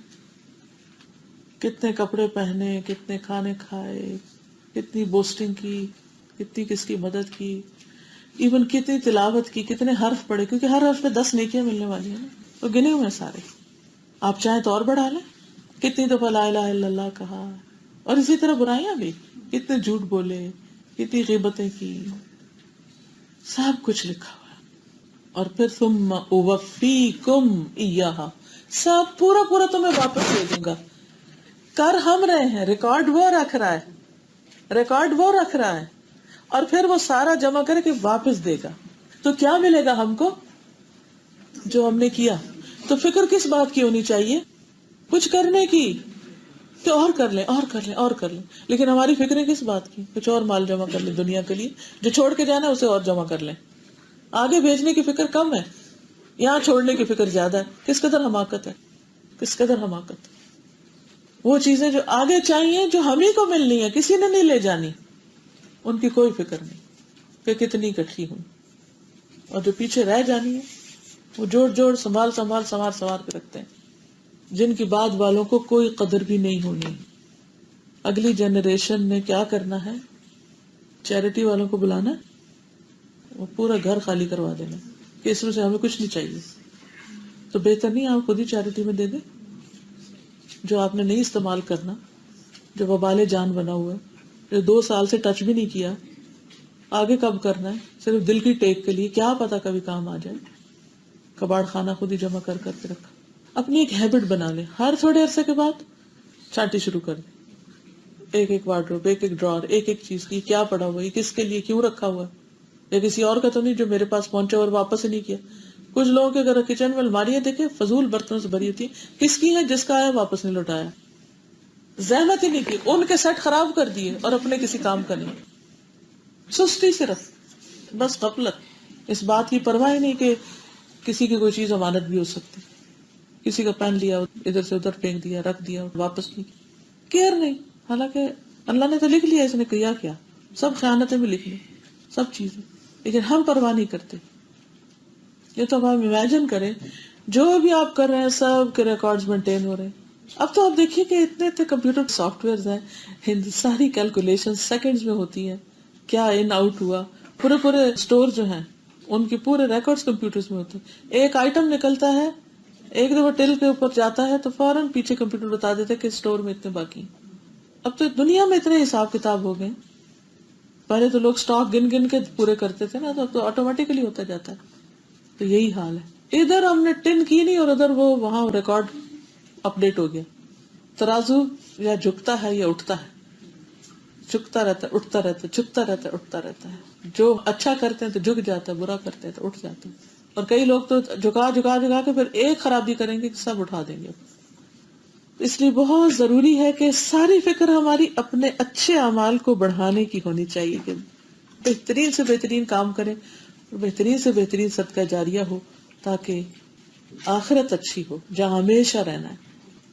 اچھا، مومن کے لیے تو ضروری نہیں اس کے نیک اعمال کا بدلہ دنیا میں اس کو دیا جائے، ملتا بھی ہے، اس کی خیر و برکت بھی ہوتی، لیکن آخرت میں سب اکٹھا کر دے رہے ہیں. مگر کافر کے لیے آخرت میں کچھ بھی نہیں، اس کو دنیا میں ہی لوٹا دیا جاتا ہے. من کان یرید حرث الآخرۃ نزد له فی حرثہ ومن کان یرید حرث الدنیا نؤتہ منہا وما لہ فی الآخرۃ من نصیب. جو کہ آخرت کی کھیتی چاہتا ہے ہم اس کے لیے اس کی کھیتی میں اضافہ کریں گے، اور جو کہ دنیا کی کھیتی چاہتا ہے اسے ہم اس میں سے کچھ دے دیں گے، اور آخرت میں اس کے لیے کوئی حصہ نہیں. ومن اراد الآخرۃ وسعى لها سعیها وهو مؤمن فاولئک کان سعیهم مشکورا. جس نے آخرت کا ارادہ کر لیا کہ میں نے وہاں بنانا ہے اور اس کے لیے کوشش بھی شروع کر دی، جتنی کوشش کرنی چاہیے جبکہ وہ ایمان والا ہو، تو یہی لوگ ہیں جن کی کوشش کی ہمیشہ سے قدر کی گئی، یعنی اللہ تعالیٰ اس کی قدر کریں گے. واتقوا یوما ترجعون فیہ الی اللہ ثم توفی کل نفس ما کسبت وہم لا یظلمون. اس دن سے ڈرو جس میں تم اللہ کی طرف لوٹائے جاؤ گے، پھر ہر شخص کو پورا بدلہ دیا جائے گا جو اس نے کمایا، اور اس پر کچھ بھی ظلم نہیں کیا جائے گا. وَنَضَعُ الْمَوَازِينَ الْقِسْطَ لِيَوْمِ الْقِيَامَةِ فَلَا تُظْلَمُ نَفْسٌ شَيْئًا وَإِنْ كَانَ مِثْقَالَ حَبَّةٍ مِّنْ خَرْدَلٍ أَتَيْنَا بِهَا وَكَفَىٰ بِنَا حَاسِبِينَ. سورۃ الانبیاء 47. اور ہم روز قیامت انصاف کے ترازو رکھیں گے، کسی کی کچھ بھی حق تلفی نہ ہوگی، کسی پہ کوئی ظلم نہ ہوگا.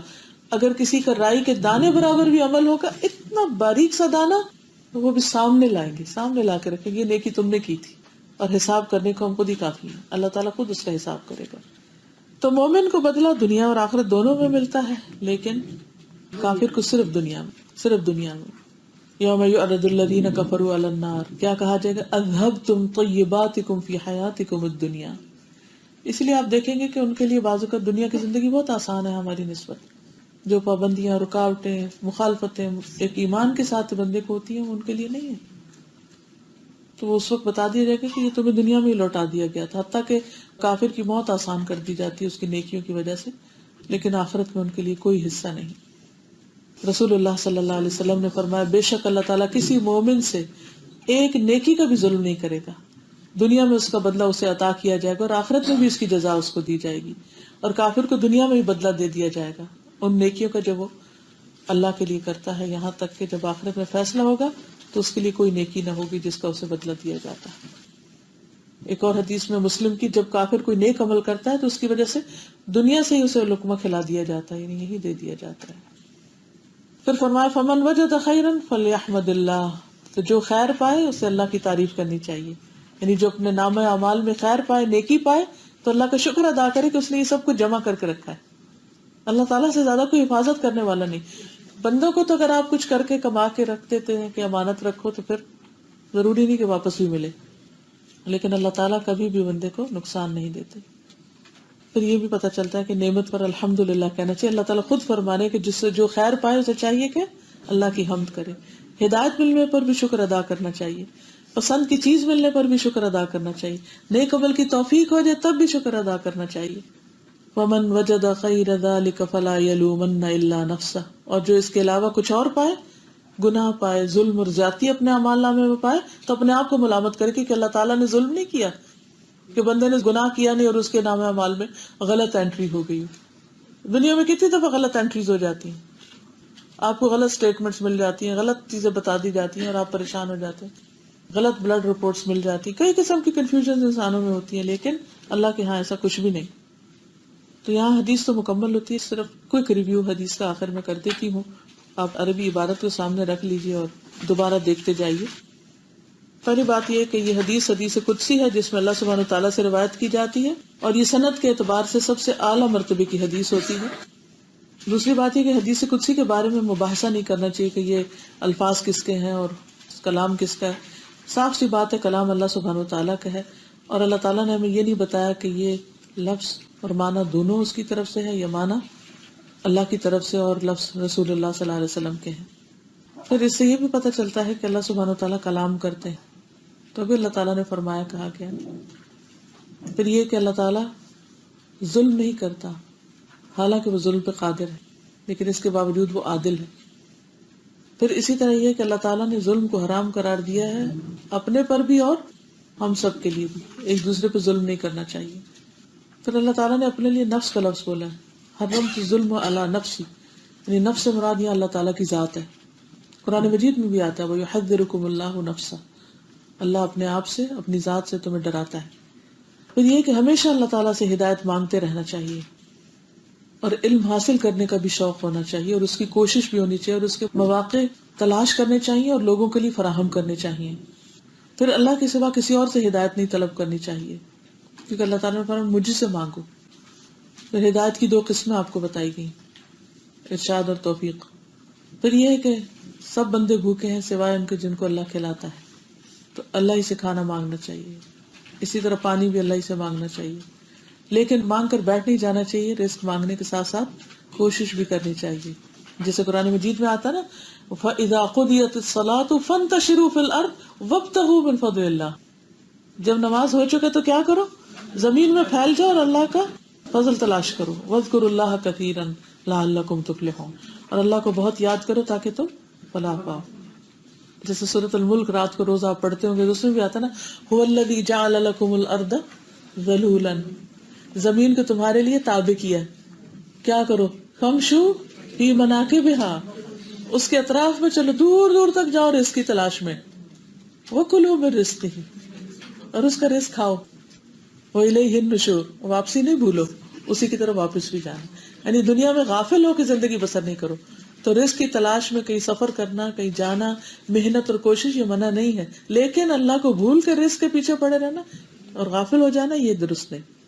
پھر اسی طرح یہ کہ ہمارے پاس لباس اور جو کچھ بھی ہے یہ سب اللہ کا دیا ہوا ہے، چاہے ہم کپڑا پہنتے ہیں یا جوتا پہنتے ہیں یا جو بھی، ہر چیز اسی کی دی ہوئی ہے. پھر اللہ تعالیٰ کی مہربانی کہ اس نے ہمیں مانگنا بھی سکھایا. پھر یہ کہ سب انسان گناہ گار ہیں. پھر یہ کہ گناہ کے بعد استغفار کرنی چاہیے اپنی زبان میں بھی، اور اللہم اغفر لی استغفارات پڑھ کے. ایاک نستعین میں پورا ایک چیپٹر ہے جس میں ساری استغفار کی دعائیں اکٹھی کر دی گئی. اگر آپ کے پاس وہ کتاب ہے تو انشاءاللہ اس سے آپ کو بہت فائدہ ہوگا کہ جب دل گھبرائے فوراً استغفار کی دعائیں نکال کے پڑھنا شروع کر دیں، کیونکہ استغفار کرنا گناہوں کو مٹا دیتا ہے، چاہے وہ کتنے بڑے ہوں، آسمان تک پہنچے ہوئے. پھر یہ بھی یاد رکھیے کہ کبیرہ گناہوں کے لیے خاص توبہ ہے جن کا کفارہ بھی بعض اوقات دینا پڑتا ہے. پھر یہ کہ اللہ تعالیٰ کی بادشاہت کامل ہے، کوئی اس کی بادشاہت میں شریک نہیں، کوئی اس کے ملک میں شریک نہیں. پھر یہ پتہ چلتا ہے کہ تقوی اور فجور دونوں کا مقام دل ہے، کیونکہ یہاں دل والے کی بات ہو رہی ہے، سب سے متقی دل والا اور سب سے برے دل والا. پھر اللہ کی غنا کی وسعت ہے. پھر یہاں یہ کہا گیا کہ تم سب ایک میدان میں نکل کے دعا مانگو. تو میدان میں اکٹھے ہو کر مل کر دعا کرنا یہ بھی قبولیت کا باعث ہوتی ہے. جیسے عرفہ کے دن کہاں نکلتے ہیں؟ خیمے میں بیٹھ کے نہیں، باہر نکل کے میدان میں. عرفات کے کیا بولتے ہیں؟ عرفات کے میدان میں سب کے سب حاجی باہر نکل کے کھڑے ہو کر دعائیں مانگ رہے ہوتے ہیں اللہ سے، اور اللہ تعالیٰ سب کو دے رہے ہوتے ہیں. قبولیت کا موقع ہوتا ہے. اسی طرح بارش نہ ہو تو کیا کرنا چاہیے؟ کھلی جگہ پر جا کر دعا کرنا چاہیے. اسی طرح عید کی نماز کھلے میدان میں، وہاں بھی دعائیں مانگ رہے ہوتے ہیں. جمعہ کے دن بڑی مسجد میں زیادہ لوگ اکٹھے ہو کر دعائیں مانگیں.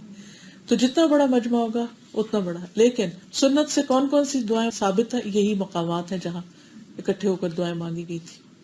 پھر اسی طرح اللہ تعالیٰ اپنے بندوں کے اعمال کو گنتا ہے. دس فیسینیٹس می سو مچ کہ اچھا چھوٹی سی بھی کوئی بات کریں گے یا الحمدللہ کہیں گے تو الف بھی گنا جائے گا، لام بھی، ہا بھی، میم بھی، یعنی مائنیوٹ ڈیٹیلز تک گنی جائیں گی. صرف لفظ نہیں، آیتیں نہیں، بلکہ ایک ایک حرف گنا جائے گا.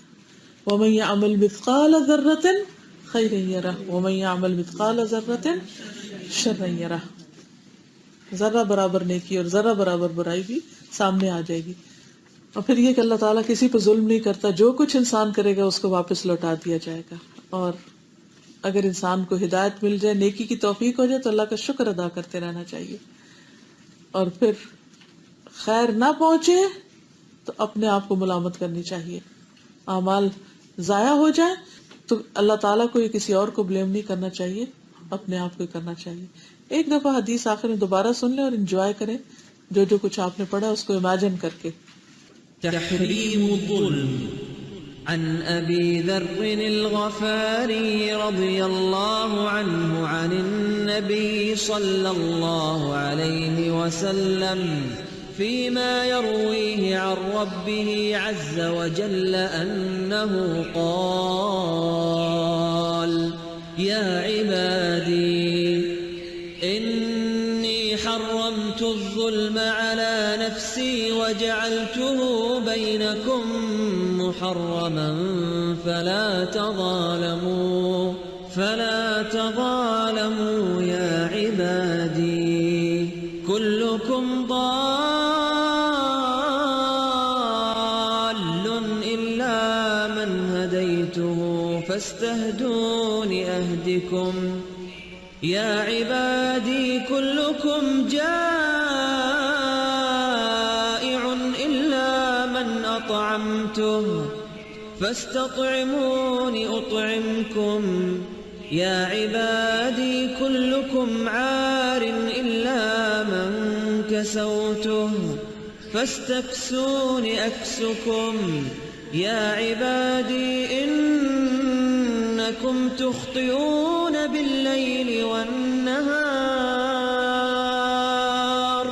وأنا أغفر الذنوب جميعا فاستغفروني أغفر لكم يا عبادي إنكم لن تبلغوا ضري فتضروني ولن تبلغوا نفعي فتنفعوني يا عبادي لو أن أولكم وآخركم وإنسكم وجنكم كانوا